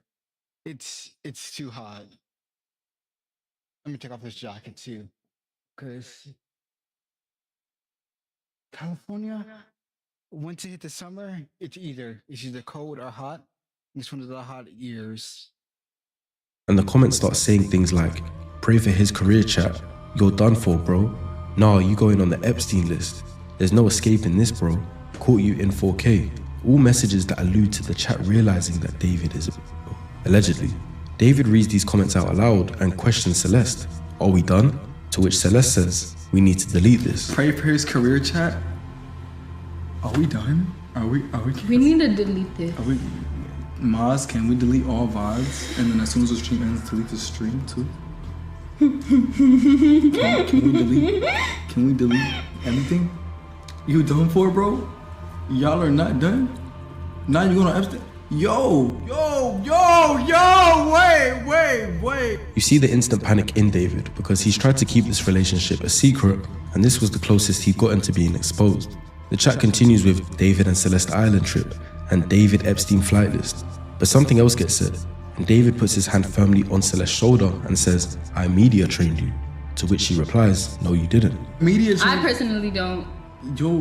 I media trained you. No, you didn't. He says that's controversial, and she questions him with something that almost exposed his secret to the world. That's controversial. It's controversial of kids. Try a whole world of delicious Dunkin' Refreshers. Dragon Ball Legends. Choose between hundreds of characters. Get ready for the battle. Here I come. Really good. Okay, It's been a good one. Bye. Bye, guys. Mwah. Oh my. Delete everything. Delete everything. Everything goes. She seemingly regrets saying it straight away, and David ends the stream. Of course, I have to preface that streaming clips get taken out of context all the time. What we don't know is what was actually said beforehand, and the chat could have been referencing something completely different. But what we do know is that David was making attempts to media train Celeste, in his own words. Due to him understanding what he was doing was wrong, this is an attempt at power control, because by giving her instructions on how to act, she's molded to become more obedient. It's crazy that this Twitch stream is almost a mirror of what the prosecution are alleging David did to Celeste over a year later. When he was on the verge of getting exposed, he tells his mods to delete everything, to physically discard of the evidence so that no one can find out the truth. He did what he needed to maintain control over the narrative, and panics when there's a risk of the mask slipping. Prosecution documents state that Celeste and David broke up in November 2024, though text messages confirm a continued sexual contact through to at least March 2025. The documented text exchanges describe Celeste growing distress at the nature of their relationship. She messaged, according to prosecution filings, "All we do is have sex and just hang out, man. I want more than that for myself." If you notice, the prosecution frames this as evidence of David's manipulation. This is because of the context that is supposedly surrounding this message. The prosecution's argument is that David had deliberately led her to believe that they had some sort of future together, that she was his girlfriend, his partner, someone he was building something with, specifically in order to maintain physical access to her and her silence. She was emotionally invested in a future I don't think he actually planned to give her. Now, before we proceed, I have to reiterate, because I know how soft the YouTube guidelines are when it comes to active cases and demonetization, but David is only alleged to have murdered Celeste Rivas Hernandez and has pleaded not guilty. So take what I say next as opinion, as rumors, as theory, but not fact, because his behavior over 2025, if not guilty of the murder, just looks like normal behavior. But that's also the problem if he is guilty, because only a psychopath could do what's been done to Celeste and go about life as normal. On the night of April 22nd, 2025, prosecution documents describe a lengthy argument conducted over text messages. Celeste had become aware of David's relationships with other women. Although they supposedly weren't in a relationship anymore, this triggered Celeste, and she threatened to expose their relationship publicly and destroy his music career. His debut studio album, Withered, was scheduled for release April 25th, 2025, so 3 days later. On top of that, he had a multi-million-dollar career, active endorsements, and a world tour booked. The prosecution alleges that at approximately 8:40 p.m. on April 23, 2025, David ordered an Uber to transport Celeste from her Lake Elsinore home to his Hollywood Hills residence. She arrived at approximately just after 10 p.m. The prosecution alleges that shortly after her arrival, David stabbed her multiple times and stood by while she bled out, making no attempt to call emergency services. At approximately 11:30 p.m., he drove north on the 101 freeway to Santa Barbara County, texting and calling Celeste's phone as he drove, a pattern the prosecution characterizes as a deliberate attempt at a cover story. He returned home early on April 24th, went to a radio interview for the album, and attended the album release party later that evening. The prosecution then documents evidence of David's poor attempt at concealing the crime and dismembering her body, which he then left in the front trunk of his Tesla. Burke placed her body in the inflatable pool he'd ordered to prevent her blood from spilling onto his garage floor and used a chainsaw to cut off her limbs. Surveillance footage confirms David drove his Tesla for the last time on July 29, 2025, before parking it on Bluebird Avenue in Hollywood Hills and departing for his concert tour. And this is the alleged story we have so far on how David potentially murdered Celeste and then continued with life like nothing happened. The following analysis I'll give is based on if the evidence presented by the prosecution is factual and proven, and is just my opinion. But the first thing that I believe to be true is that David demonstrates a dark triad personality. The dark triad is a mix of 3 personality constructs: narcissism, Machiavellianism, and psychopathy, identified in psychological literature as co-occurring and collectively associated with manipulative, exploitative, and callous interpersonal behavior. And I believe all 3 appear relevant to David's documented behavioral profile. Narcissistic personality disorder, or NPD, is characterized by grandiosity, a persistent need for admiration, entitlement, and a lack of genuine empathy. Subclinical narcissistic traits, which don't meet the full diagnostic threshold but are clinically meaningful, are observable in David's behavior across multiple domains. The construction of an elaborate multi-persona identity architecture, the use of a child as a participant in his artistic and fantasy world, the apparent expectation that normal rules, including the laws, didn't apply to him, and the documented use of financial resources to purchase compliance from multiple parties, like Celeste's classmates and potentially others, rather than just accepting social or legal constraints. He continued pursuit of Celeste after direct law enforcement contact, despite being explicitly told that she was a 13-year-old runaway, which just demonstrates how important he thought he was. Narcissistic individuals frequently exhibit a belief that ordinary legal and social constraints are obstacles that apply to others, but not them. I wanted the word cuppa, as in cup of tea, I thought it would be great to mix with pug. When I saw the domain was available, I was like, I'm taking it, I'm trademarking it, I'm going with it. Hi, I'm Aaron, I'm the owner of Cuppa Pug. We are not a traditional cafe. When I saw Cuppa Pug go live, that's when it all clicked. Huh? Was that nice? Hi, it's Mark Barden from Sandy Hook Promise. The shooter who murdered my sweet little Daniel brought an AR-15. Machiavellianism refers to a strategic, manipulative orientation towards interpersonal relationships. In simpler terms, using others as instruments towards personal goals, maintaining multiple social presentations simultaneously, and planning several steps ahead in your devious plans. David's documented behavior across the 2022 to 2025 period is consistent with this profile. The staged disclosure of his relationship that was sufficient to lend his music credibility, but not enough to expose it, the financial management of witnesses, the claimed media training of a minor to manage his public perception, and the fake name he used on the Amazon purchases when trying to cover his murder trail. Psychopathy is characterized by reduced fear response, diminished empathy, shallow affect, and the capacity to engage in harmful behavior without the guilt and anxiety that normally regulates such behavior in normal individuals.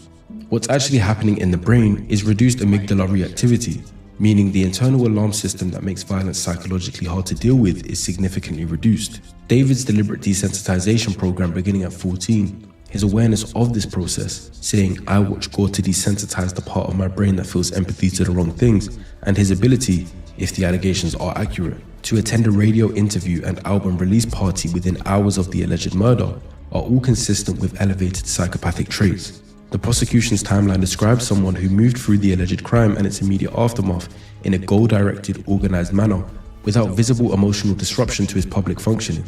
He saw the murder and the cleanup as a task to get out of the way, rather than a major disturbance to his life. It's important to note that psychopathy exists on a continuum. High psychopathic traits do not predict violence on their own. They represent a reduction in the internal constraints that make violence improbable for most people. You can definitely have psychopathic traits and go through life without killing anyone. But if you had to, or if you believed you had to, it wouldn't be hard for you to mentally. Check it out. Not check it out. Wait. What the heck was that? Why is like my voice doubling sometimes? What the heck was that? Why is like my voice doubling sometimes? Okay. She just did it again. Doubling sometimes. Okay. She just did it again. Doubling sometimes. Alright, let me do this.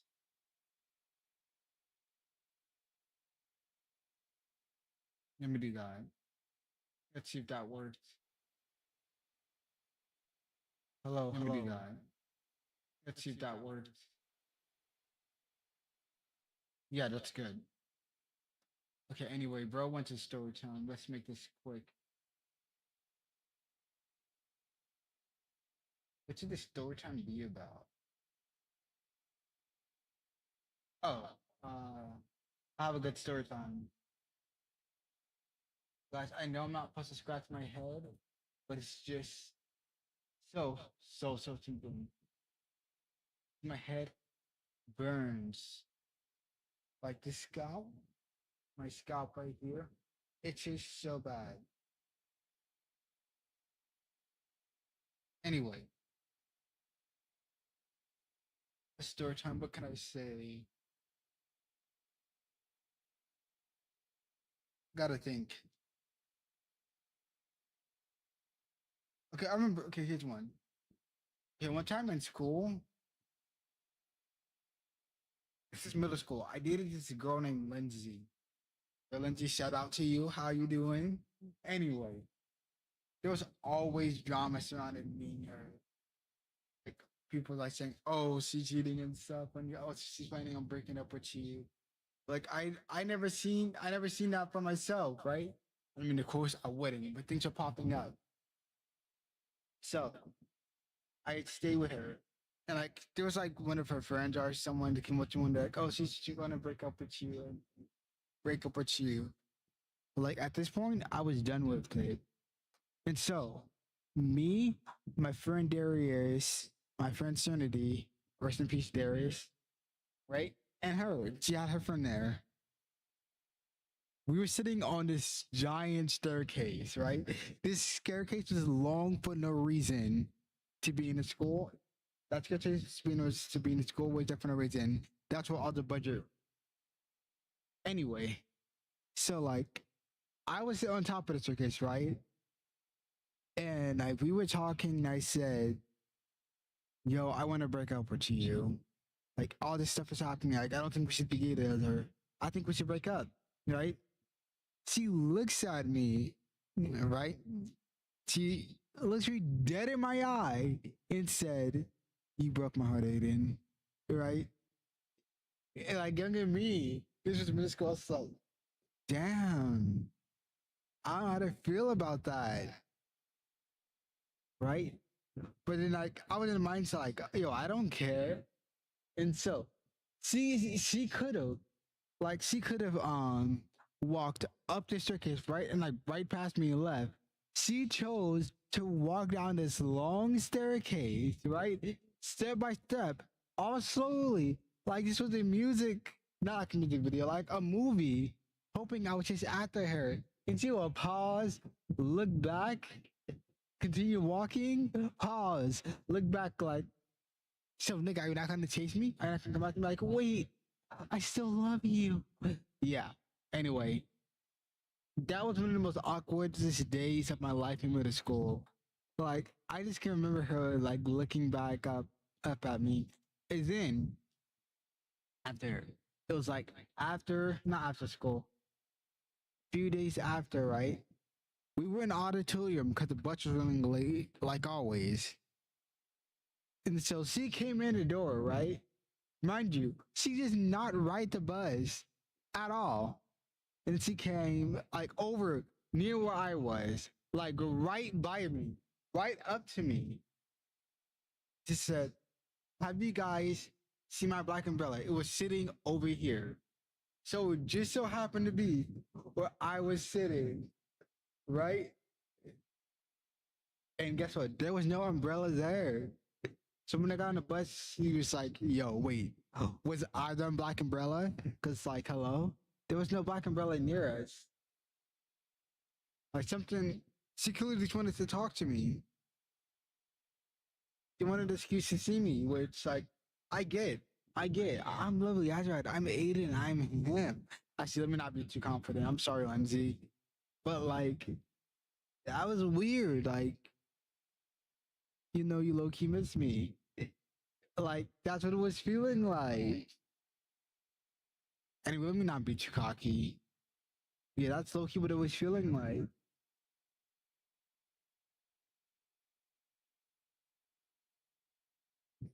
Anyway, there was like so many problems with this girl. And then to get me jealous, she tried to get me jealous with my friend Darius, right?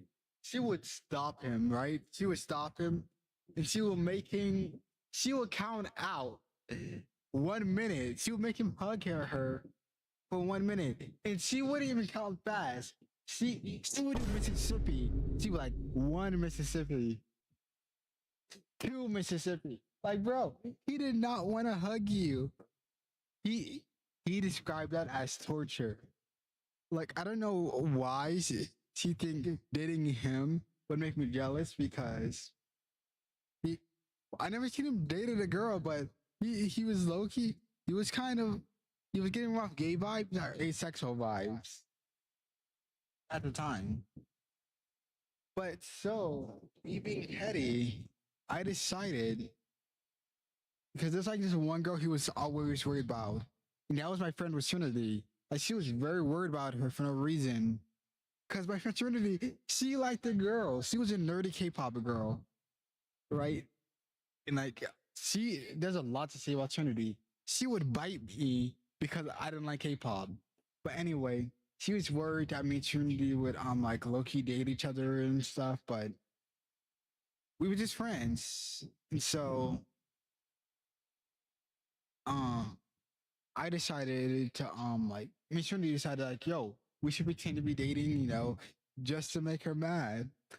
Because one reason she was worried about Trinity because we would hang out a lot. Like at lunch, we would hang out together, like be near each other, playing Minecraft, hanging out. Like just hanging out. And like she was worried about that.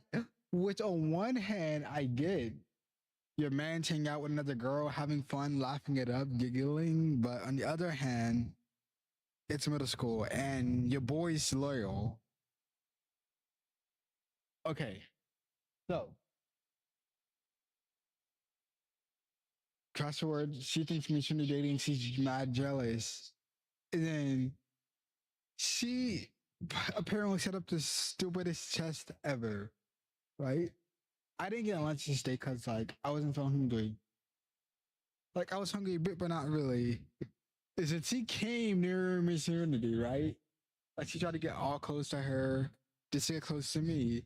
And then apparently, okay, she had this food, right? I think it was a bento, if I can remember correctly.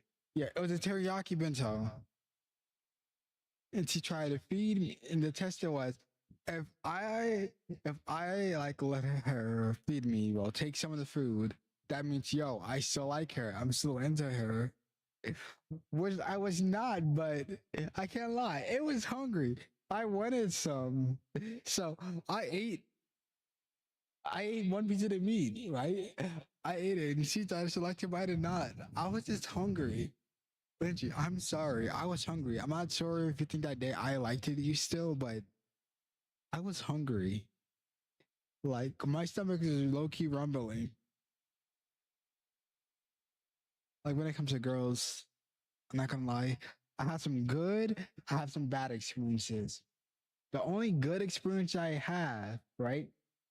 I won't actually name drop them, but I would say my nickname. A lot of people know my nickname for them. But Emerald, see, that was my rock, right? So like, honest, that's my favorite ex. I can't lie. Everyone has a favorite ex. That's my favorite ex. So, you know, if you're seeing me when I'm running back, holler out your boy. I'll at you. Actually, no, let me stop. Please disregard that. Not really, but you know, disregard that for these purposes. Babu Bop and Babu. Let's get back to this process. The best way I see fit to analyzing the rest of his psychology is by answering some common questions surrounding the case. The first is, was David born with psychopathic traits, or did the environment shape him like this? The evidence doesn't support a simple nature or nurture answer, and the research literature on psychopathy doesn't even need one. Studies on antisocial personality disorder, which is the more official diagnosis with traits similar to psychopathy, have found that genetic predisposition is a real factor, but is not determinative, meaning genes do play some part, but it needs more than that. What the developmental history suggests is that David likely had some dispositional features like his elevated sensation seeking, a reduced fear response, a natural tendency towards social observation over social participation that interacted with a profoundly adverse developmental environment. The isolation he experienced in homeschooling removed the social components that normally regulate and redirect dark impulses in adolescence, such as peer feedback, mentorship, romantic experience within age-appropriate contexts, and the reality testing that comes from genuine reciprocal relationships. Basically, when you're in school and you're weird, people are going to tell you you're weird and they're not going to be friends with you, and that's going to cause you to not be weird. The gore consumption, the fantasy elaboration, and the emotional desensitization program didn't occur despite his isolation. They occurred, most likely, because of it. Any genetic psychopathy predisposition might have stayed more muted in a more socially connected environment, but David was given 5 years of uninterrupted space in which to develop it without correction. The next question is, if many children experience homeschooling, many children watch gore, and many children watch anime, and they don't become violent, then why was David different? The answer is not any single factor, but the specific combination and timing of factors, and the absence of mitigating ones. 3 elements distinguish David's profile from the general population of adolescents who share some of his experiences. First, the duration and completeness of his social isolation was extreme. Not partial homeschooling with peer contact, but 5 years of near total isolation during the precise developmental window where identity and empathy are formed through reciprocal relationship. Fair enough if they let him go to some sports clubs and he got to meet people weekly, but he was completely alone. Second, his response to that isolation was not passive, but active, as he built an increasingly elaborate internal fantasy world in which violent romantic narratives were central, and he deliberately used that period to pursue desensitization by watching gore videos. Third, and perhaps most critically, nothing corrected the trajectory. There were no peer relationships to provide reality feedback. There were no teachers or mentors who intervened. When his dark material reached the public, it was celebrated.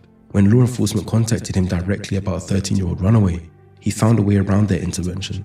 The system of natural corrections that normally checks and redirects deviant development failed at every point. Another question is, With his fantasies and music content, did David always have a lust for murder, or did circumstance just cause him to kill in that moment?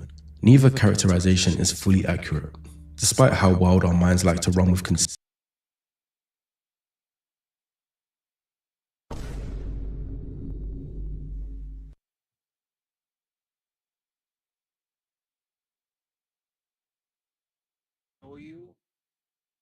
You want me to tell you about Emerald?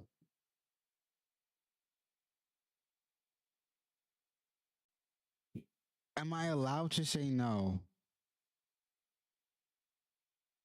Like, can I say no? Please.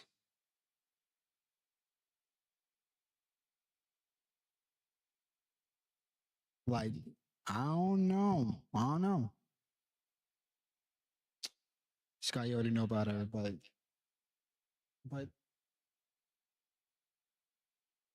all right. Let me get. I gotta. I'll tell you about her. Let me get some like peaceful music going in the background, cause like I can't talk about her in silence.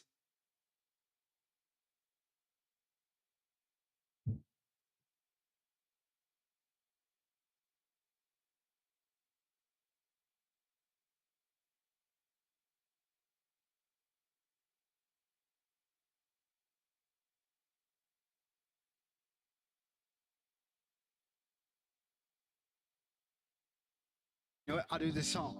Anyway. So, what can I say about him? Honestly, so for Emerald, like I say, she's the best relationship I had because, like, honestly, she wasn't toxic at all, right? She's actually was understanding. One bad experience with this girl, right? So one time we was playing Minecraft together, right? I leveled an entire playing field, right? I'm talking about took the trees down and everything, stacked everything, sorted it in a chest. But this woman right here, he went in the house I built. Every single sapling, and she planted an entire forest. Like there's low-key nothing I couldn't do. She messed up the entire, not messed up, but I had to go back and cut down each tree, and she would just continue doing this. So I just said, yo, I started calling her a crazy tree planter, like. There's no way you love trees that much. I mean, I needed the wood, but when I tell you, it was like Mr. Beast it's like Mr. Beast came to my world and offered her 10 million. He said, I'll offer you $10 million for every tree you plant. She planted an entire Amazon. Like, come on now. Like, she's like the one ex that I won't talk bad about. I feel like everybody has one ex they won't say anything bad about. Like, some people don't. I haven't found that ex. But yeah, she's that one. But I could definitely say she's my first love. But things about first love is like, I hate that they don't last that long. Or like you meet them too early. Like, those are things that suck. Like, I can't lie. Meeting your first love early, that sucks. But it would shape your personality in ways that you can't explain. Like, it will either help you lock in or destroy you. Like, for me, it kind of did both. I was in the middle. Like, I was locked in, but I also, like, didn't want to do anything because, like, felt pointless without having her though. The hell's wrong with my mic? But no, I can't complain. Like, it happened in the past. I'm not over it, but like, I'm mostly healed from it. You always still want her back? Sometimes, but that's human nature, right? So like, hopefully that's enough story time for now. Let's get back into watching this. Conspiracy, evidence doesn't support a long-term conscious plan to murder Celeste. There's no indication he groomed her with killing in mind from the outset.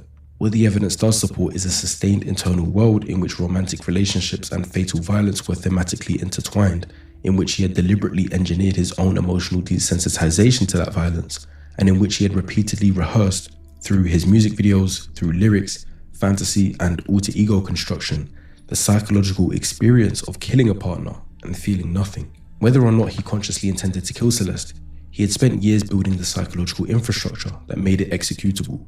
The prosecution's alleged motive that he was silencing a threat to his career is entirely plausible as a proximate trigger, but the proximate trigger ignited something that had been laid down over a long period of time.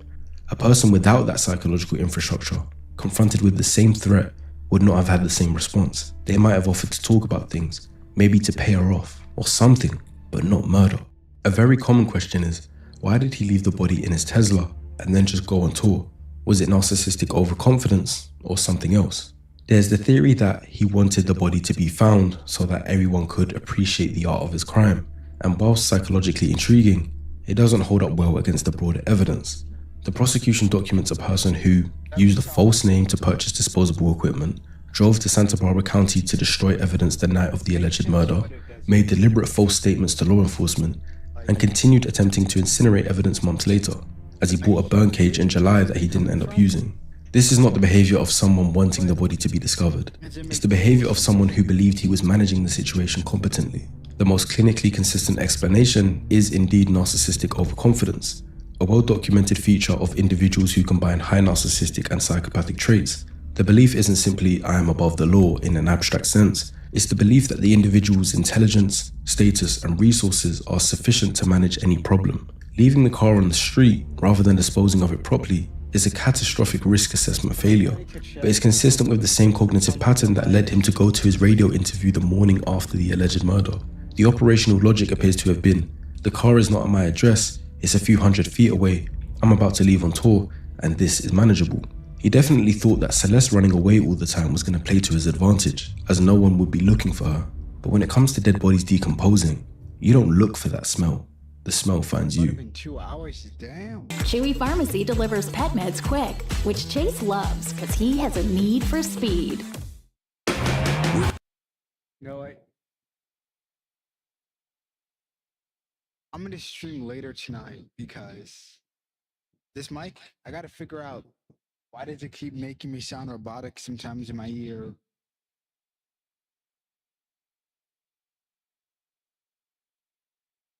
Like,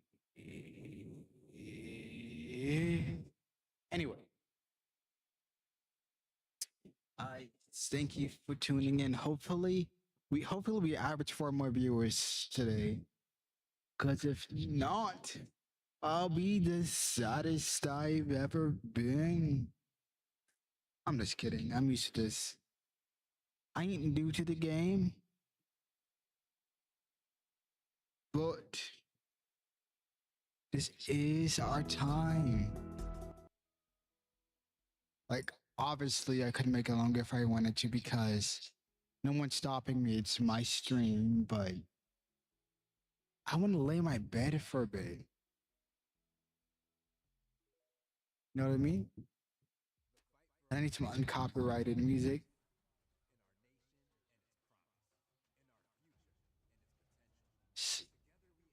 Like, no, last time I was like, you know what? I'm not going to end off anything motivational or anything sad, but I'm feeling it. So, okay, it's got a nice Zelda vibe. Guys, we need to go outside more. That's what I'm gonna say. That's what this is giving me. Like, we really need to get back in touch with nature. Like, You should go outside in your front yard, backyard, wherever you have grass. Just walk around barefoot. Go outside to the beach, get your toes in the sand, get wet. Like, enjoy nature. Like, everything is living there, everything's breathing. But we choose to stay inside. We choose to stay isolated. Like, I'm kind of, that's kind of dumb because I'm streaming right now in the comfort of my room, but I take the time to go outside and appreciate nature. I feel like that's something we're all neglect. We neglect to go back outside. Everything is technology. So, guys, go outside, have fun. Next stream, I might do it at the beach just to prove I go outside. You know what? I want you guys to enjoy your day, night, or whatever time it is for you. And just have fun. Enjoy life, enjoy living. Okay? Real life, enjoy living. With that being said, ooh, my ear. Sorry, guys. Anyway, I'm out.